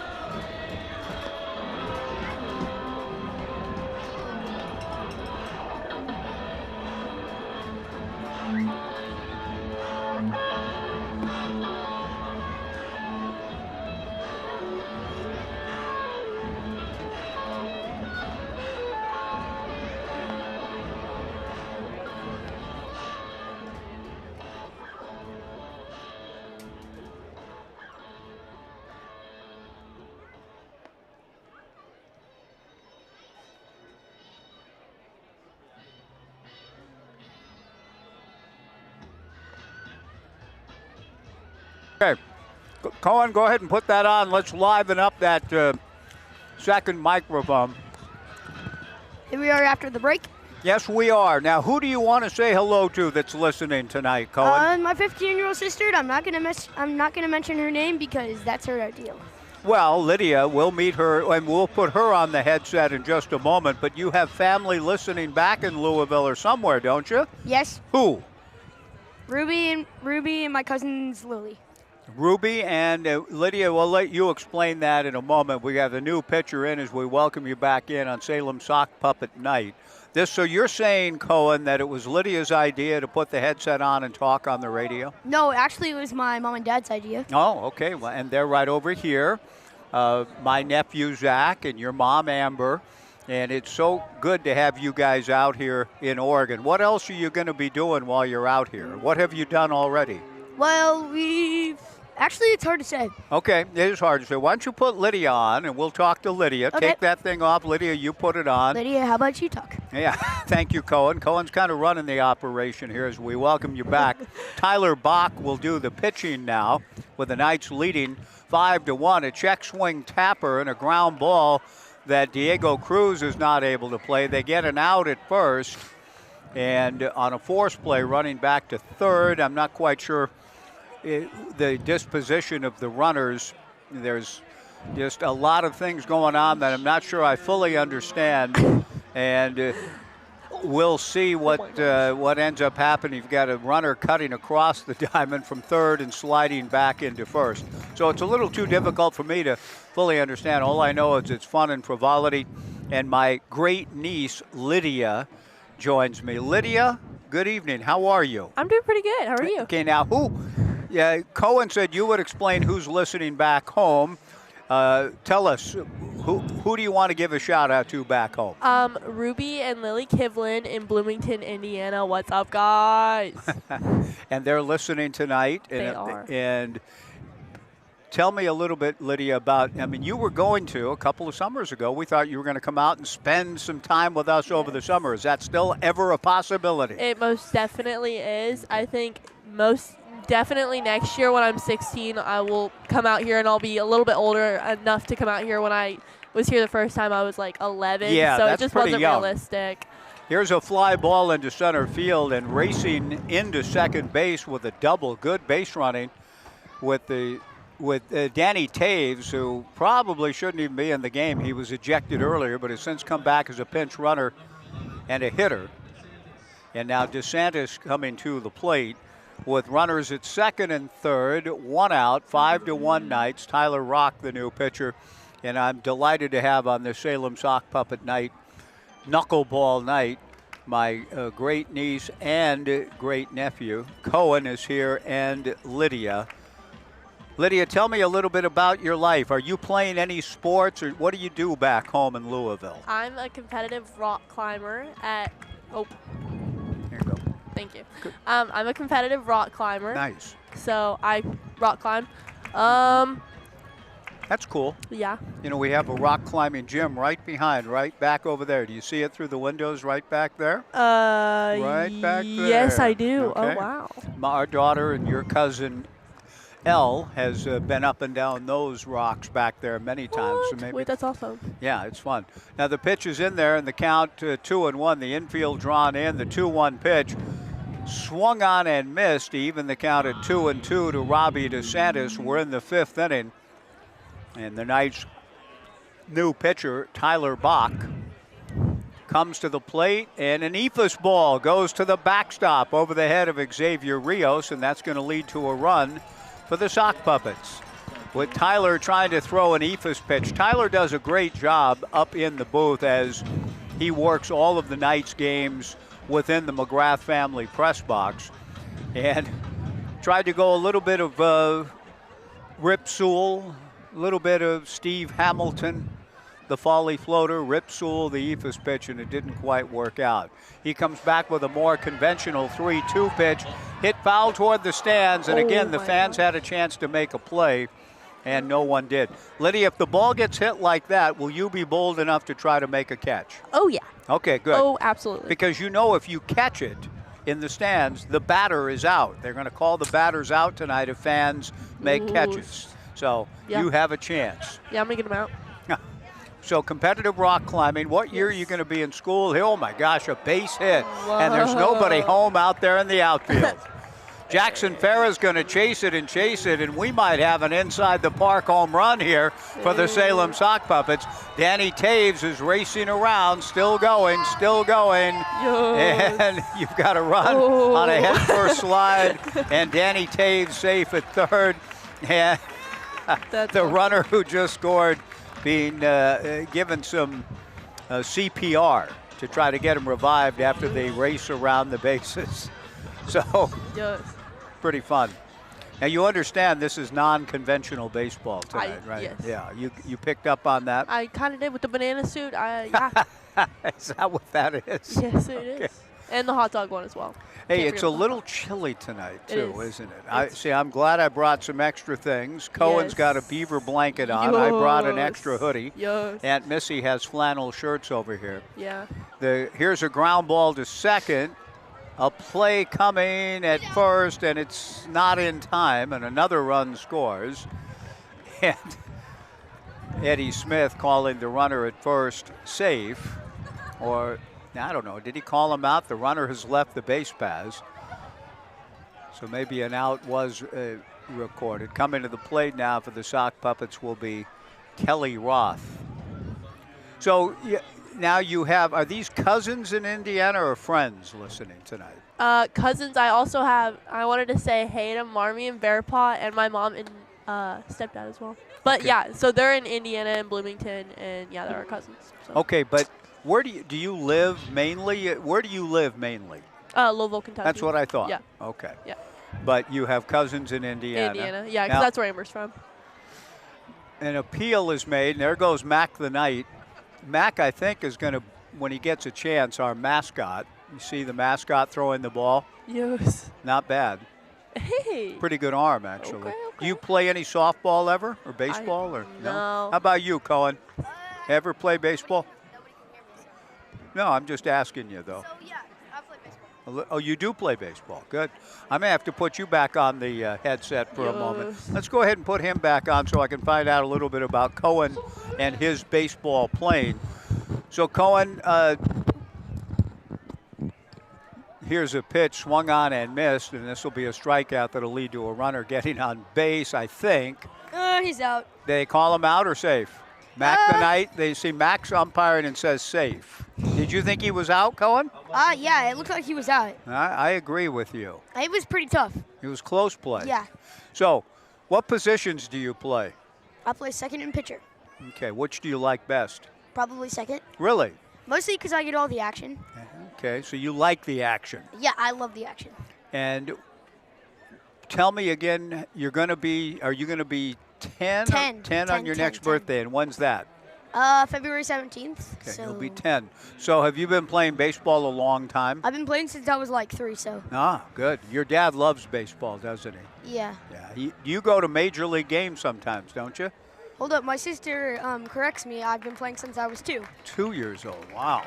There's a strikeout, and the inning is over, but the Salem Sock Puppets get back in the game with 3 runs. Hey, I want to thank you, Cohen, for coming up here. You too, Lydia. It's great to have you on the radio. Great to have you, of course, in the state of Oregon, and hope you enjoy your time out here, and that we hope you get to. I don't know what the players. The Macarena. Do you know how to do it? The players are going to do the Macarena.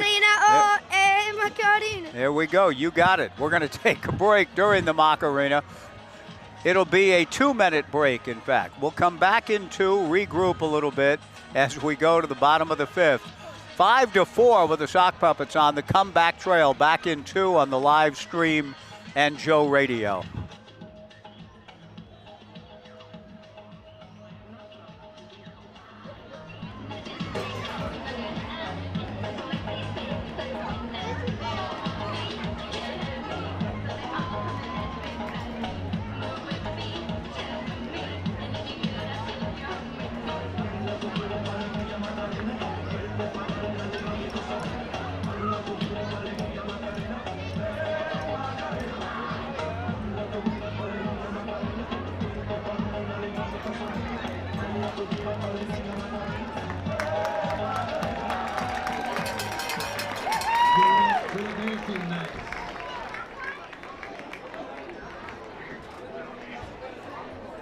Tonight's game is sponsored by Block 15 Brewing.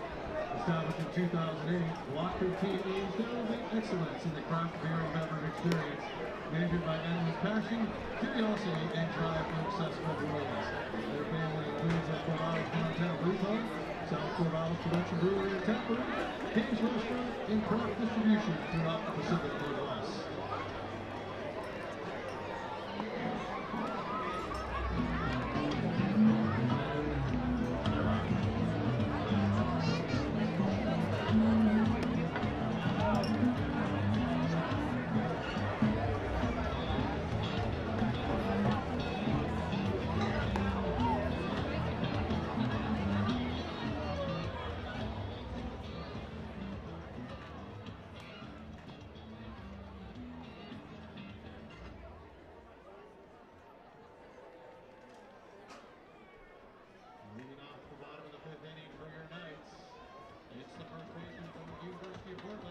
6, Zane Garvey.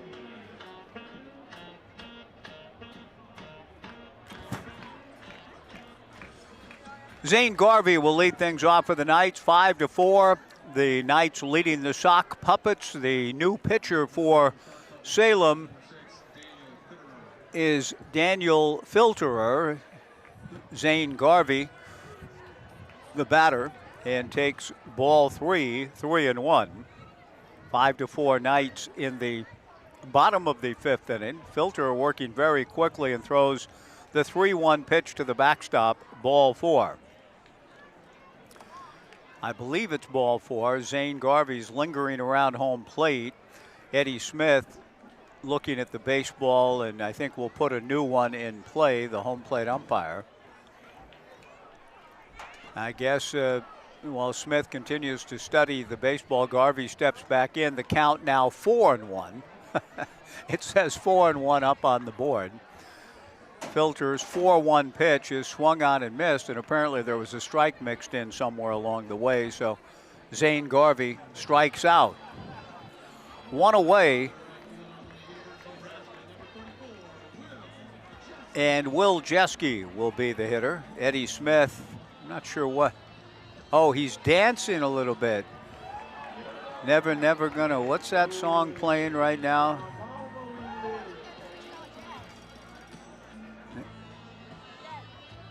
Kind of like it, but I can't. Never, never gonna dance again. And guilty feet, I got no rhythm, something like that. Ground ball to third off the bat of Jeske. Bobbled by the third baseman.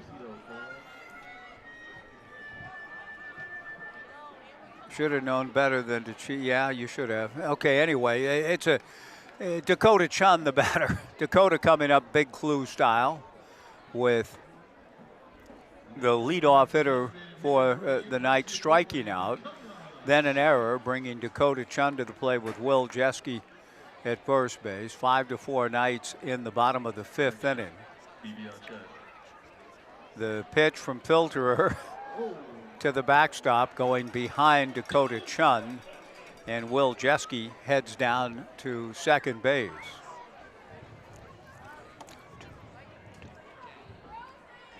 Two balls and one strike the count, with the Knights leading 5-4. Remember, Starker Forest mini bat night tomorrow night. Saturday night, the drone light show spectacular. That'll be 7:15 here Saturday night at Goss Stadium at Coleman Field. A great drone light show after the game. The creativity shown in that first one earlier in the year on June 20th was indeed spectacular. Dakota Chun swings and misses, and the count goes to 3-2.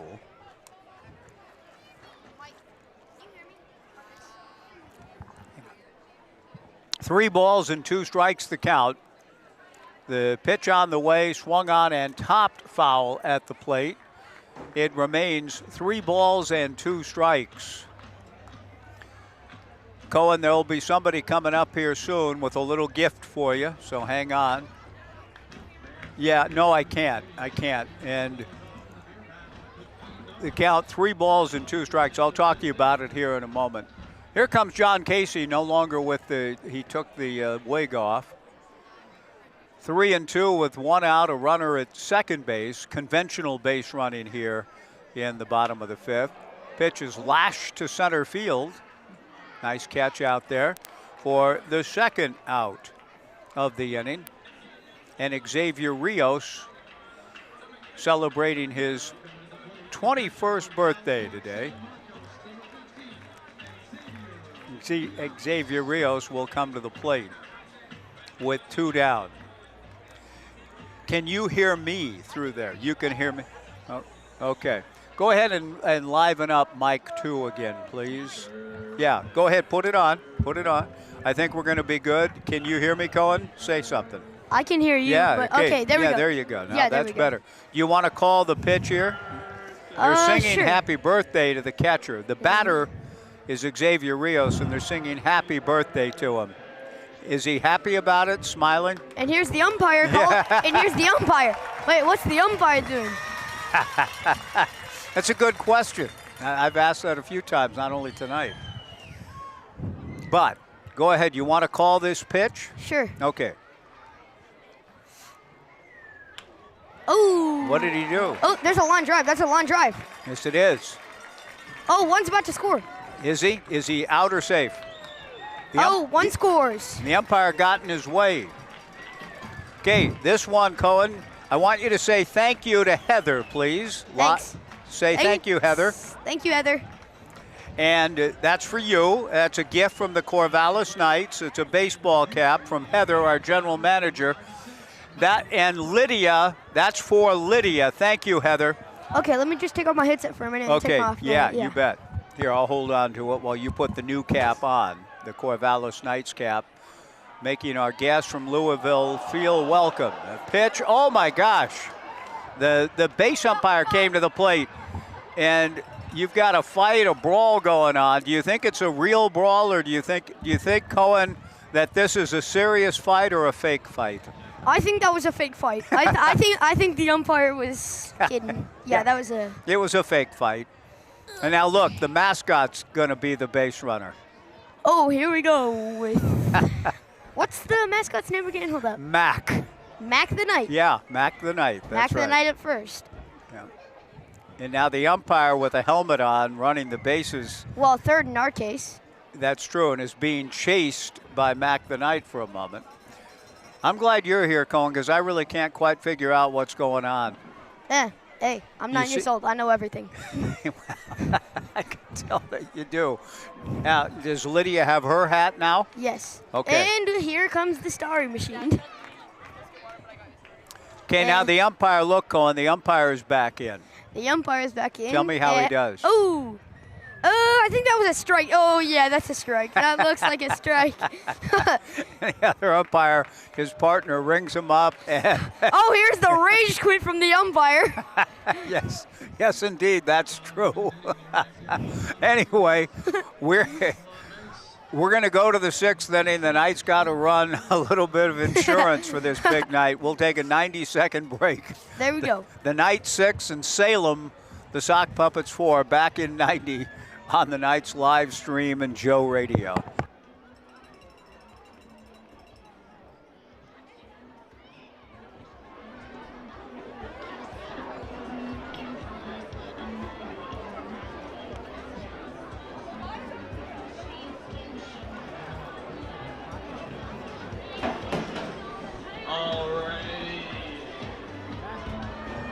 We are over here on first base side, and we have a hot dog eating contest. Look around, guys. Look around. Face the fans. They want to see you eat. One fan is in front. Another one is behind. They got to unwrap the hot dog and feed them. On your mark. Get set. Go!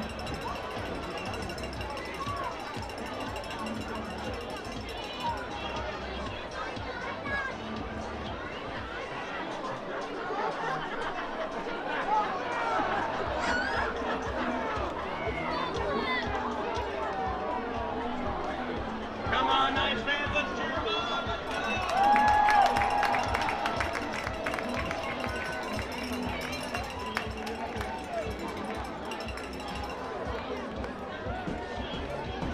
Probably unfair, but looks like Luke Shetler is our Glizzy champion. Nice work, guys. Nice work, nice work.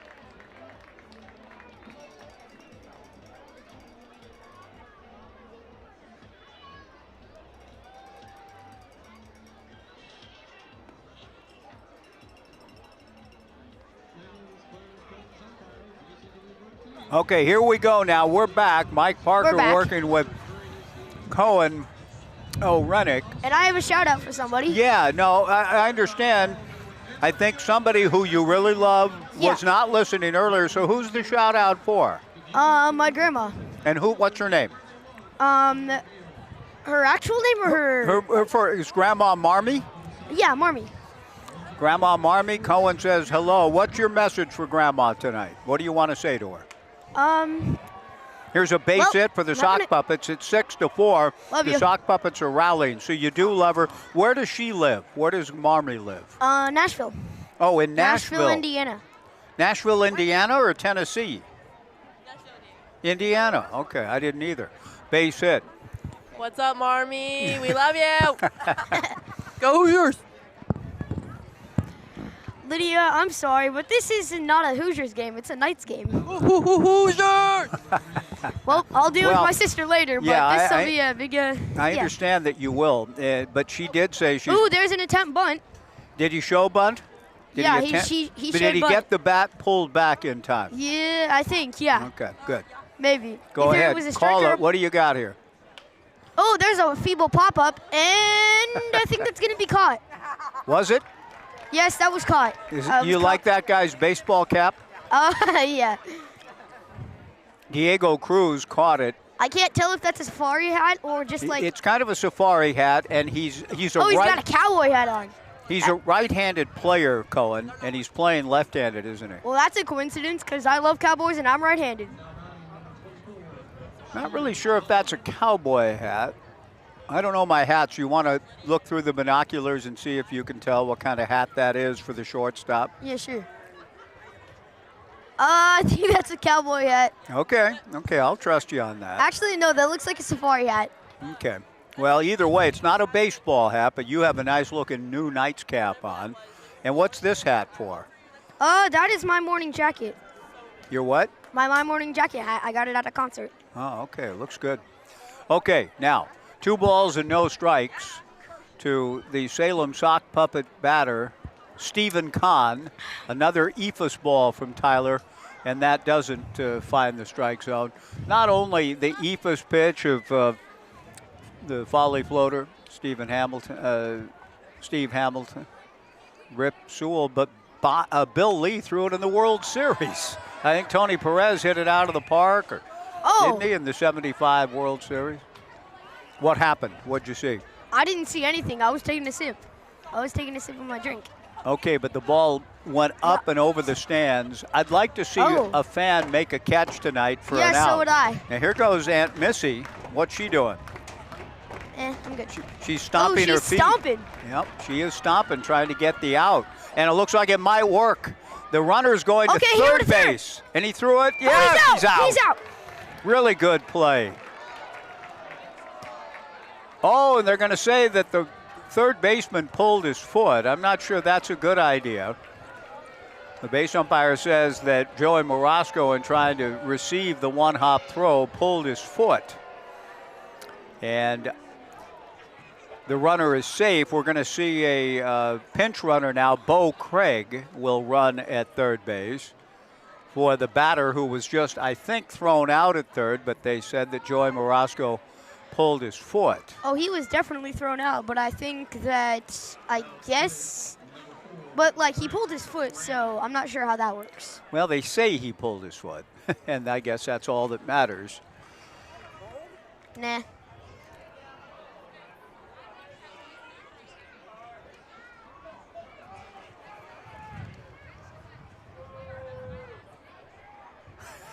We're hearing a lot of boos. Yeah. And I'm not sure, what is that guy sitting on in front of the dugout, the guy with the catcher's gear on in front of the dugout? It looks Is like that- a bucket. Is it a toilet? It looks like, it's like a, Is it a, okay. it's a bucket. Okay, yeah. It's a squished bucket.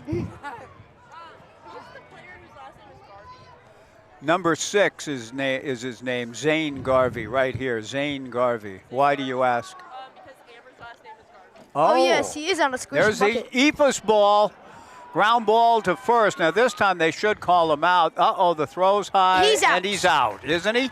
Yeah, that's 100% out. Okay, they called him out that time. Okay. Here Good we- luck he didn't pull his foot. No, I'm glad.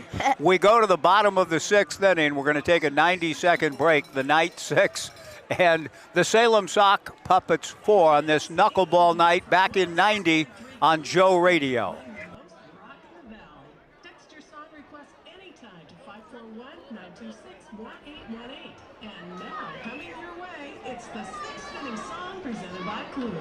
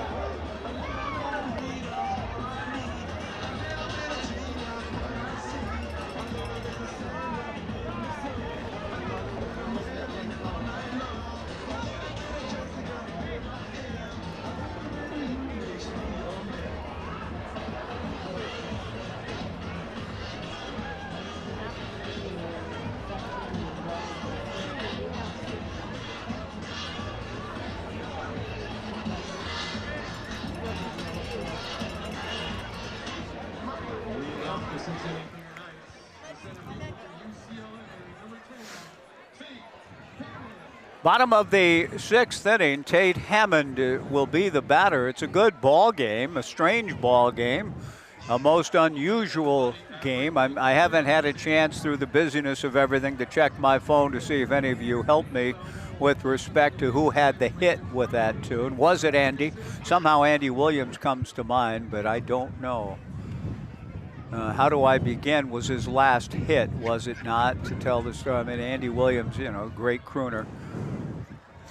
We got a strikeout here to open the inning on Tate Hammond, thrown out at first. 6-4, the Knights leading the Salem Sock Puppets in the bottom of the 6th inning. So that'll bring Jackson Farah to the plate. You were asking about number 6, Zane Garvey. Why was that, Lydia? Because Amber's last name is Garvey. Oh. Shout out to the Garveys. Okay. Yeah. There may be a distant cousin, perhaps. Yeah. Garvey, Funny. Jackson Farah, a base hit up the middle. So, the Knights leading 6-4. When did you guys get into town, into Oregon? How long have you been here now? About 24 hours. Oh, okay. And Yeah. how, you flew in? We did. Okay, into Portland? Yes, we did. Okay, and rented a car? Yeah. Okay, now we're all going to the beach tomorrow. Is We that are. correct? Okay, that's what I'm told. I just do what I'm told. Yeah. I don't know. I've got to be back here for a ball game tomorrow. Here's a ground ball back at first. The throw to first will not, third base will not be in time. The runner trying to go, though, does get in. In fact, both Knights runners end up being safe at second and third. Good base running from here in the 6th inning. The bases in reverse order. What else do you have planned while out here? We're gonna go horseback riding on the beach. Okay. Nice. We're going fishing tomorrow. Our dad just bought fishing licenses. Oh, nice. So you're gonna fish at the coast or up a river near the coast, or do you know? I think both. Okay, fly Everywhere we ball. can. We're gonna get a sacrifice fly off the bat of Diego Cruz. He just picked up an RBI and a sacrifice fly to left with Jackson Farah tagging from first base and coming down the line to score. It's now 7-4. I've got to hustle out of here when this half inning's over. They're having me do the PA for the 7th inning and bringing Ross Durfelt, one of our neighbors from Willamette Landing, will come here and take over.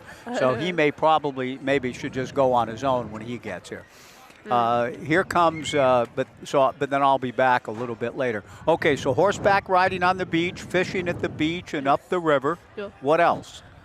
Honestly, Visiting with family and visiting family.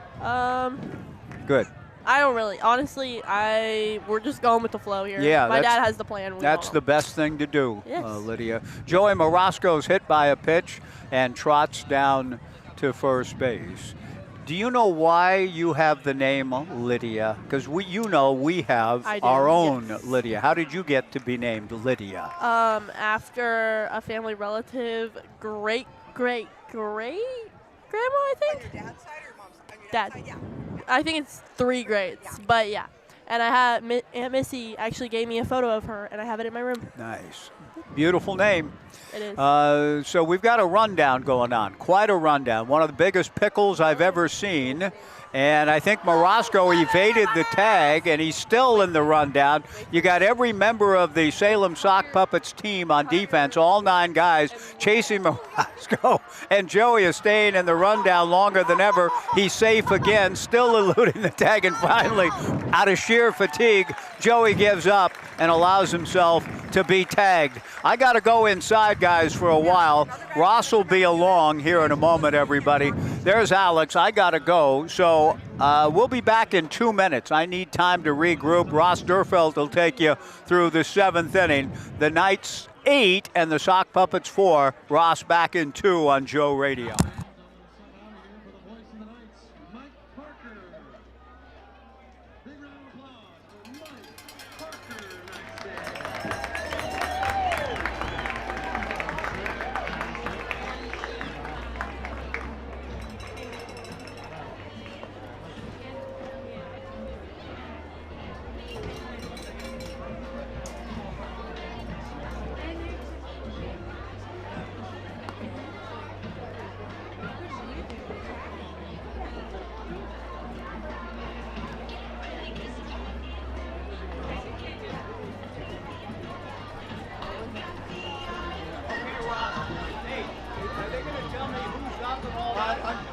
my screen. Dominic will help you out.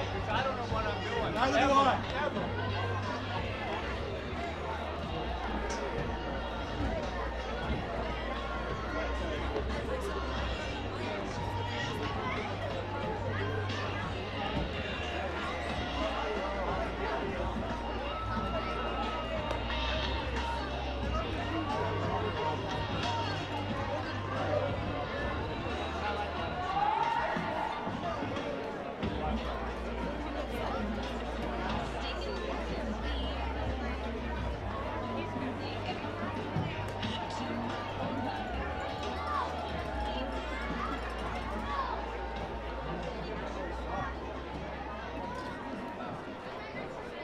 Now batting, Carl Tiller.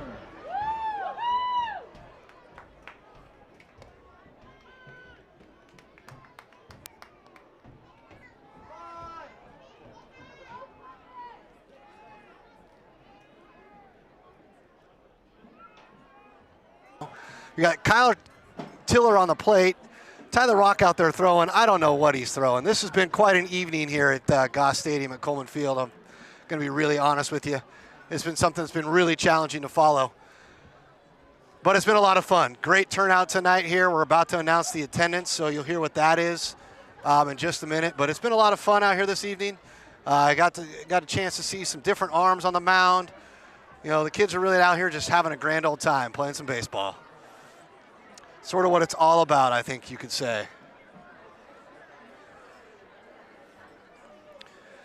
And Rock walks the leadoff batter. So here comes Crower to the plate for the Sock Puppets. Rock delivers with a little sidearm action just for fun. I know that's a good time there. If you haven't had a chance to make it out to the ballpark yet, Crower just rips one out there. I think that's going to score a couple runs.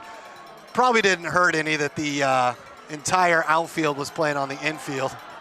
Oh, he falls down at third base. We're going to get a relay play at the plate? No, there's not.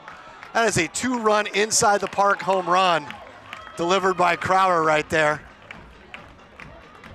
Cutting down the Knights' leads to 2 runs. So that makes it an 8-6 ball game at the top of the 7th here, with twos coming to the plate. One of the things you got to love is when the guy wears the same number as his name, it makes life a lot easier.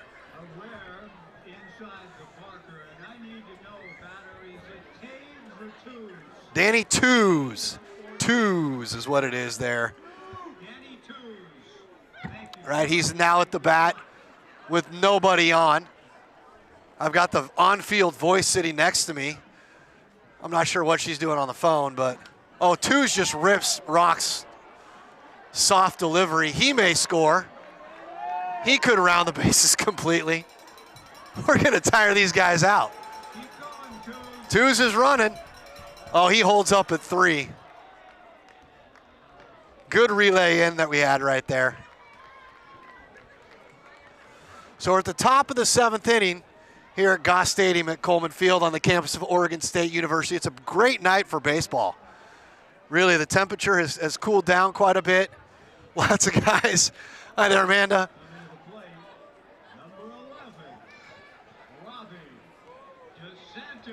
We got DeSantis, the catcher, coming up to the plate here for the Sock Puppets. I left my roster in. Oh, here we go. I knew Mike would have one out here for me. So DeSantis is behind the plate for the Sock Puppets all evening. Now, it's interesting. One of their guys that's on their roster is unable to play this evening. I was having a conversation with them.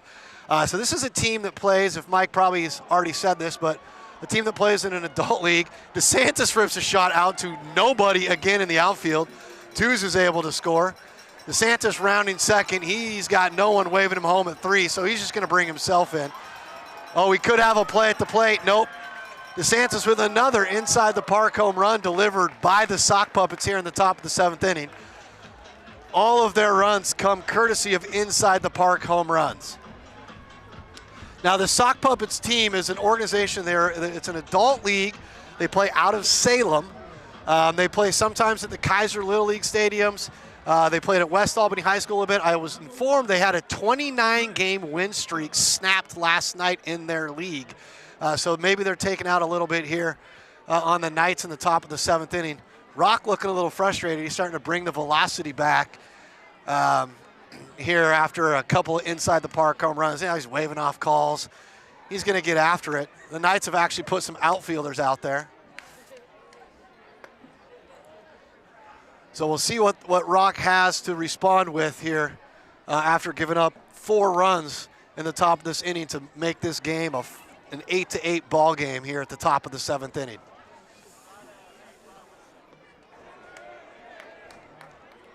Chris Tiller is at the plate. He's been stuck out there in left field for the Sock Puppets. He strikes out. Now coming to the plate, the leadoff batter, Kelly Roth, shortstop for the Sock Puppets. Hasn't been getting much action over there tonight, but Rock is wheeling and dealing. Now finally getting his groove back a little bit. Tyler pitched at West Salem High School and then Chemeketa for a couple years before transferring over here to Oregon State University, where he is a mechanical engineering major. If I'm honest, I know this about him because he is a cousin by marriage to me. His family's actually here in the audience this evening. His brother also mechanical engineering major. He'll be a sophomore here. But Tyler also does some analytical work for the Oregon State University baseball team, so the work he's doing for the Knights is just kind of carrying over from what he normally does during the baseball season. But he pitched for 2 years at Chemeketa before transferring over here and again continuing his baseball career through the analytics department with the Oregon State University Beavers. Now coming to the plate, we got Dan Fitterer. I believe he was actually on the mound the last inning for the Sock Puppets. Rock bring one right down the middle against him. We have a 1-2 count, 1 out, 1 on here in the top of the 7th inning in an 8-8 ball game.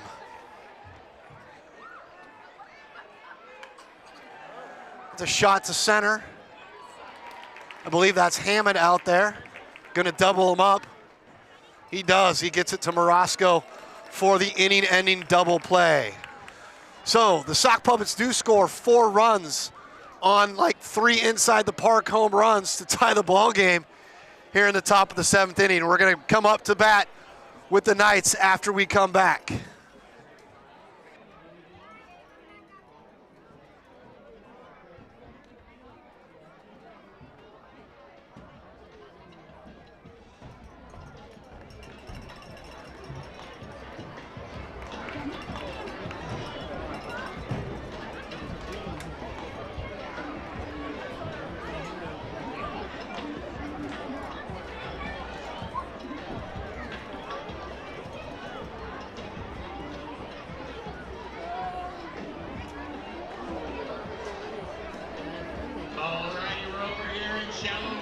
We have Mac versus Max versus Morosco. Go! Let's go,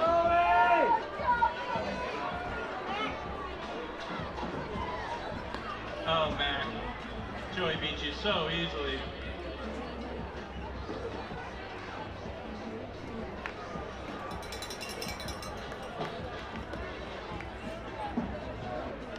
Hey, kids, you also have a chance to run on the field after the game.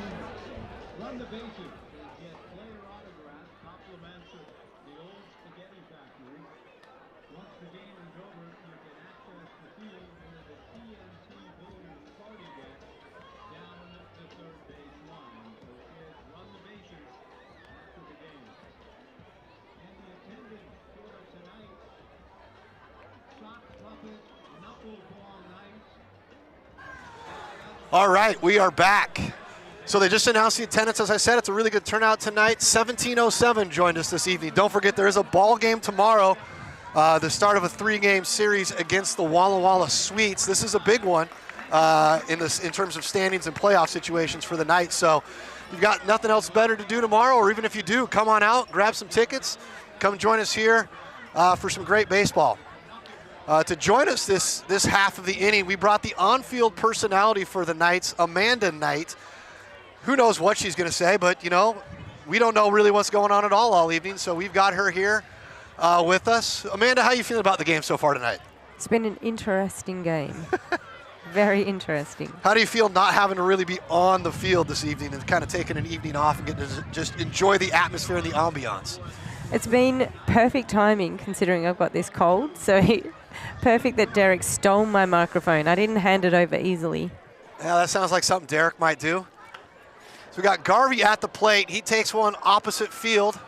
That is caught. Nice play out there by the left fielder. On the mound, we have a change. We got Danny Tews on the mound for the Sock Puppets this inning. It's an interesting BBL that Chun has. Yeah, it's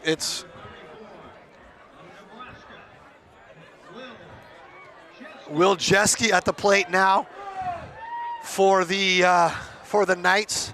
So this has been a change. If you don't know, I am the PA announcer normally, so this is a little bit of a different change. And Amanda, again, is usually the on-field personality, getting fans and attendees involved in action. So, you know, forgive us for not being Mike. He is a one-of-a-kind guy. There's no doubt about that. One of the best in the game across the country. You know, he does all sports here for Oregon State and then also covers the Knights. Just an unforgettable voice, no doubt about that. Oh, hit by pitch. Hit by pitch. So Jeske's going to go ahead and get first base, or who knows? He might just continue to bat because the rules are out the window. Oh, kisses him to make him feel better. That counts. That does. I guess he gets to hit the bat now. Why the heck not? Right? This is a game where the rules seem to have gone out the window. If you've been watching all night or if you just join us every evening, it's been backwards baseball, so hitters run third to home. This last inning, we had every fair ball that landed in, or every ball that landed in front of home plate was a fair ball, even if it landed in foul territory. Oh. That one's just out of play, right over here towards us, just to the first baseline of home plate.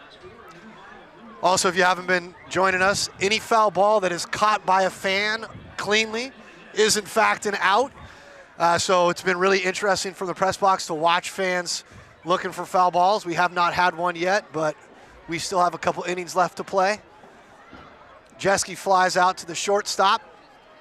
That brings up 2 outs here in the bottom of the 7th inning. Jeske probably should have taken that walk. You should have. Now we'd have a runner on with Chun coming to the plate. Something totally different. So, man, how's the team feeling from your understanding about where they are right now, starting the second half of the season? I mean, we're on a little bit of a run right now, kind of getting some momentum. How do you feel the players are feeling? The energy in the dugout is definitely picked up. They're feeling good right now. That's great. Chun with a shot through the right side of the infield puts us on base. Apparently he gets a whipped cream shot after getting there. I know Amanda's cringing a little bit as that's food on the field. We make it abundantly clear we don't want food or drinks on the field when the kids run the bases after the games. Oh, rub it in. There you go. Problem solved. Then you don't know. Then you don't know it's there.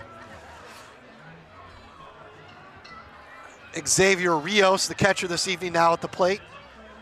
He's been on a little bit of a hot streak recently. Turning 21, agreed with Turning him. 21, exactly. His birthday today. Great celebration for birthday earlier tonight. He got a base hit. Love to see him get another one right here. Love to see him put one right over there over the home of the national champions in the left field. Get the Knights the lead back. Chun takes off. And look at that, Rios with another base hit through the left side. Chun's going to go ahead and take third with that. The inning continues here for the Knights against Danny Tews on the mound for the Sock Puppets this inning. Yeah, so again, the players do seem to be playing with a little bit more freedom. That's why it's one of the things I've loved about seeing tonight. They're obviously having a lot of fun. Hammond at the plate here from UCLA. Starting to find his swing a little bit. He goes opposite. Yes. He reaches base on an error by the shortstop, but hey, it keeps the inning alive. Does give the Knights their lead back. Chun scores on that play. That makes it 9-8 here in the bottom of the 7th inning. Jackson Farah now at the plate. Has a chance to extend the lead with a base hit here.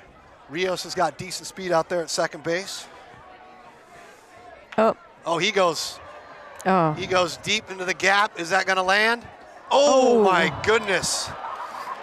That was not a trick play for those watching that. I think that was almost a collision. A great play by the left fielder. Does bring the 7th inning to an end. So after 7 full here at Goss Stadium at Coleman Field on the campus of Oregon State, you now have a 9/8 night lead. We appreciate you joining us. Thank you for bearing with me and Amanda during this little inning of fun. Mike will be back right after these messages.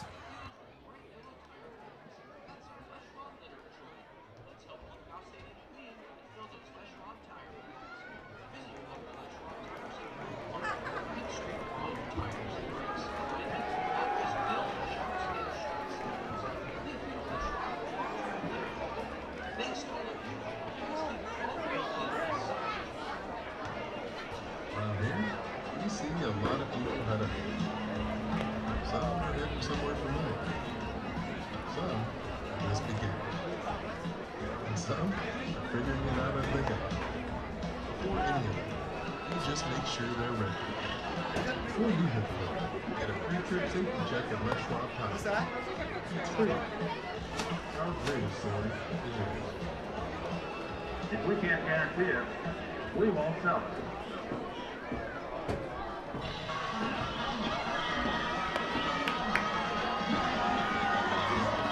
Okay, fans, get ready. Round G5.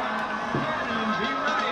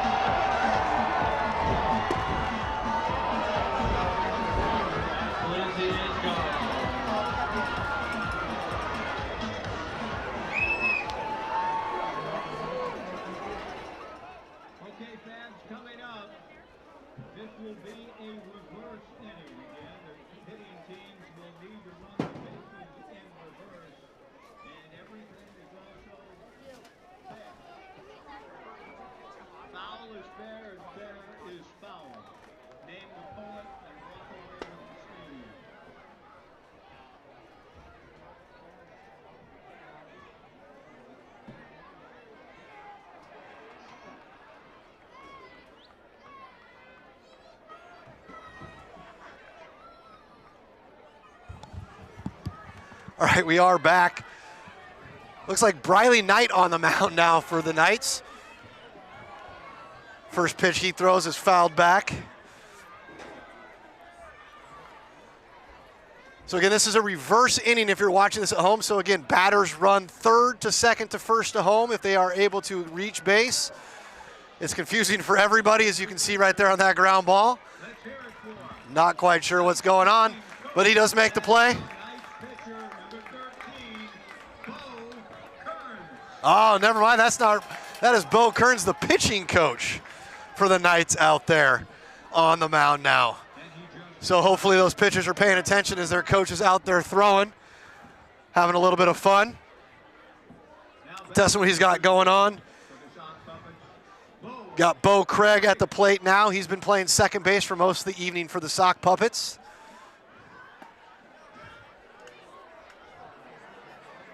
Kearns puts one right down the plate.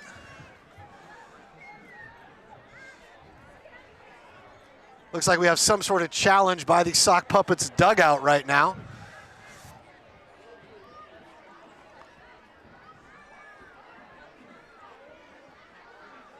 Not sure what it is they'd be challenging. Kearns just seems to be out there doing exactly what Kearns knows how to do.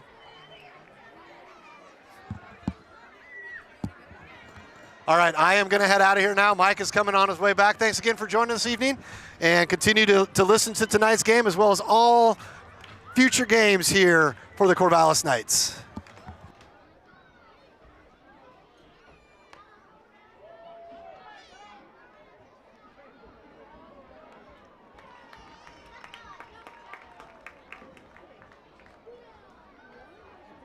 Number 24, Stephen Roger.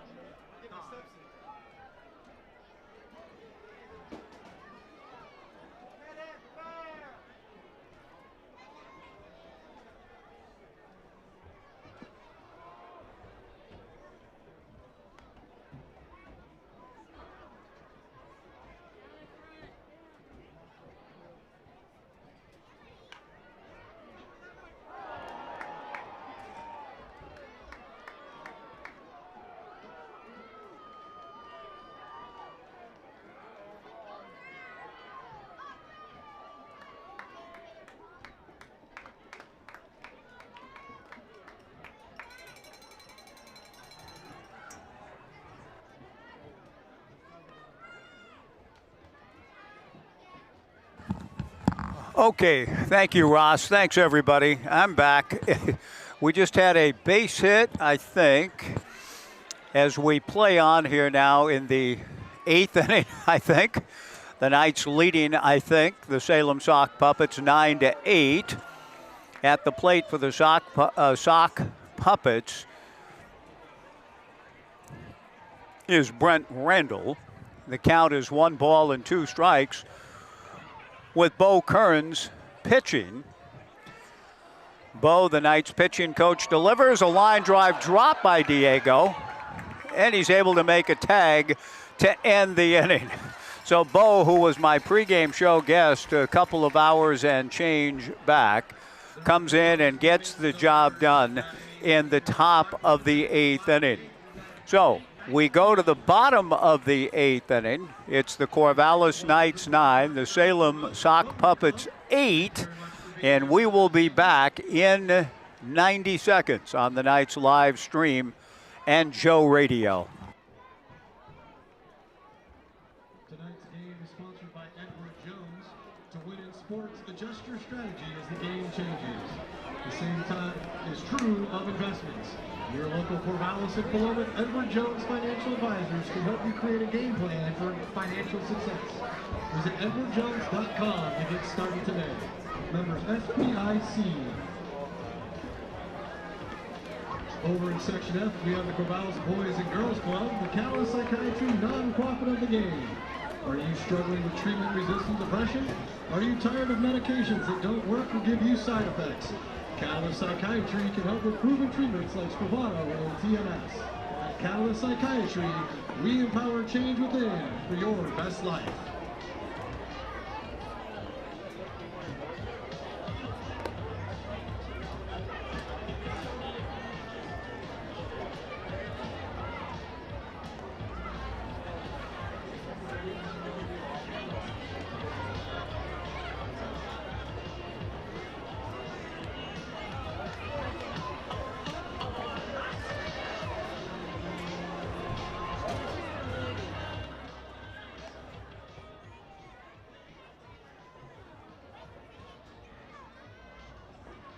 Batting for the Knights, number 67, Nate Marshall. Nate Marshall out of West Albany High School, a guy that was on a 10-day contract for the Corvallis Knights back in 22, now in his 5th year, has parlayed all of his hard work into a great opportunity at Eastern Illinois. He's having a tremendous summer. He's going to get a chance to bat here now, formerly at Lane Community College. Nate Marshall will hit for the Corvallis Knights in the bottom of the 8th inning against the Sock Puppets, with the Knights leading 9-8. As we come down the stretch in our a crazy night of baseball here. Thank you for joining us. Remember, tomorrow night it's right back at it with the Walla Walla Suites in town. We'll be on the air at 6:20. Kellen Siegel will be my pregame show guest tomorrow and talk about his great new opportunity coming at Cal Poly. Nate Marshall takes a 2-1 pitch for a strike, 2-2 the count. Bottom of the 8th inning, the Knights leading 9-8. And 2-2 curveball spun up there, missing. Ball 3. 3 balls and 2 strikes from Brent Randall. Now a chopper, he's running the wrong way as Marshall to Danny Tews at second. And the throw over to the first baseman, Aaron Kerner, is in time for the out.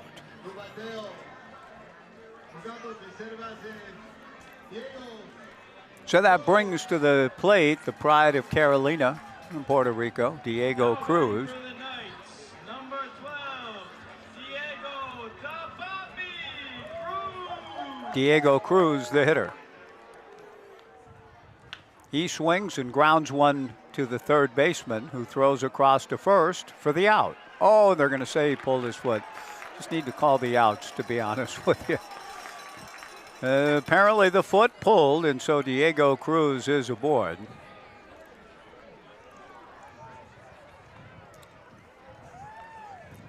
Now batting for the Knights from Toronto, Ontario, James Colella. James Colella, a pitcher, will get an opportunity to hit now from Toronto. Getting a first chance to bat. Left-handed pitcher, and we see now that he hits from the left side. The pitch missing to run the count to 2 balls and 1 strike on this cool night at Goss. Colella with a big swing and a miss, and that evens the count at 2 balls and 2 strikes. With 1 out in the bottom of the 8th inning, Diego Cruz at third base. The Knights leading 9-8.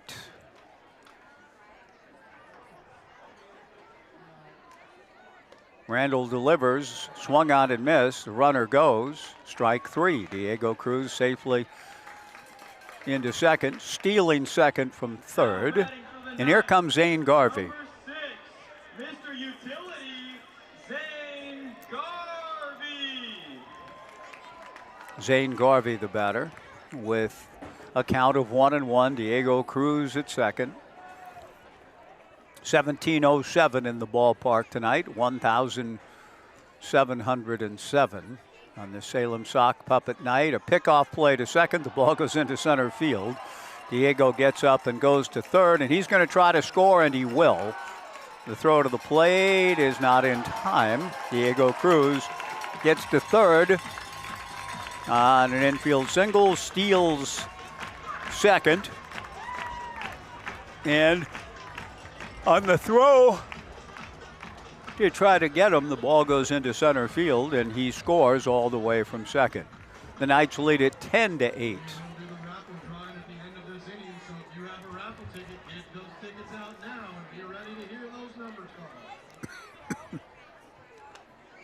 Zane Garvey fouls one back.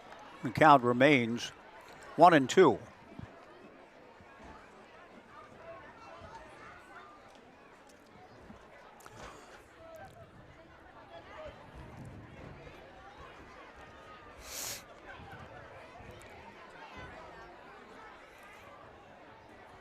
The pitch on the 2-2 offering to the backstop. 3 balls and 2 strikes the count.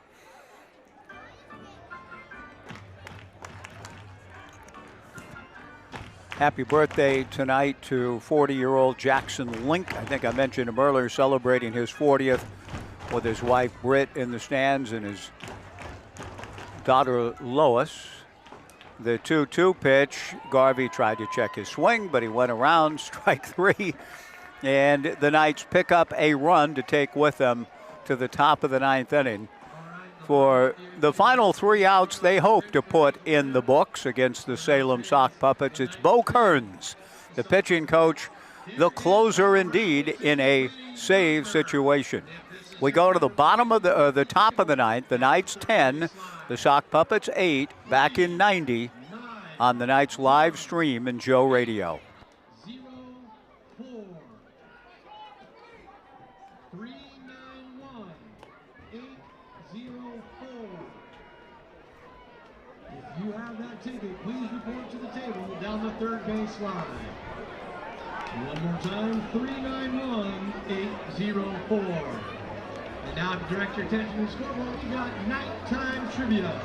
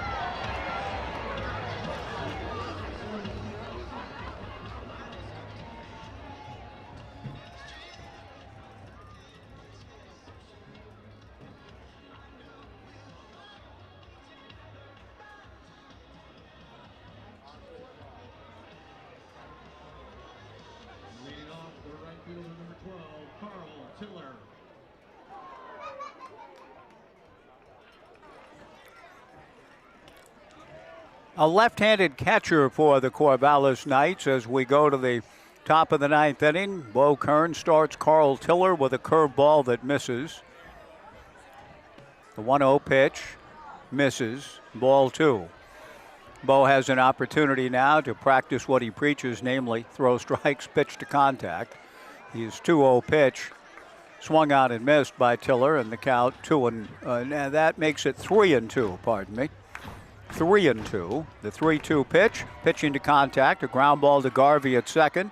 Zane fields and throws to first to get Carl Tiller. One away in the top of the ninth inning. And as enjoyable as this has been, and believe me, it's been a lot of fun here tonight, getting to visit with my great niece Lydia, my great nephew Cohen, young people who living in Louisville who I do not get to see very often. It's only the second time in the last 7 or 8 years I've seen either. And so for them to come out on a trip and spend some time having fun on the live stream tonight, to get to look around and see all the quirkiness of the game and just the fun that people are having, it has been a joy to be here tonight. But I will say I'm looking forward to kind of getting back to the real deal tomorrow night, and that is a big series, the Walla Walla Sweets and the Knights. Bo Kern's a nice play and a comebacker, flips to first to Joey Morosco for out number 2, and the Knights are an out away from getting the victory here. Danny Tews will be the batter. The Knights players all out in front, gathering in front of the dugout, ready to cheer on Bo Kearns, their pitching coach, who is now doing the pitching. Looking for the final out of the game. Danny Tews was thrown out of the game earlier. It looks like he's brought an illegal bat to the plate, and he's being questioned about that bat by Ed Smith, the umpire. Tews has already been ejected one time. He's pushing his luck again right now. He may be thrown out a second time or be allowed to use the illegal bat. So I'm not sure whether the bat looks kind of like a popsicle. I'm not quite sure what it's all about, but he's allowed to use this funky looking bat to perhaps wrap up the game. The 1-1 pitch misses high and inside, ball 2, 2-1. Knights players throwing their hands in the air at the umpire like, why didn't you call that a strike? The 2-1 pitch is ball 3, 3-1. 2 outs, top of the ninth, 10-8 Knights. Walla Walla here tomorrow. Pitch is hit into Urchin Alley, and the Urchins giving chase behind me. Probably should have sent young Cohen down to join the Urchins to get a foul ball, but it's a little too late now. He's having a good time anyway. What's that?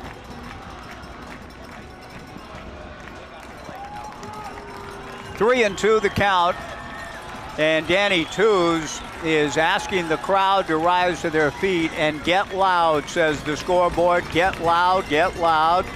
Many of the fans on their feet. Now Danny Tews he takes a piggyback ride with the Knights catcher here.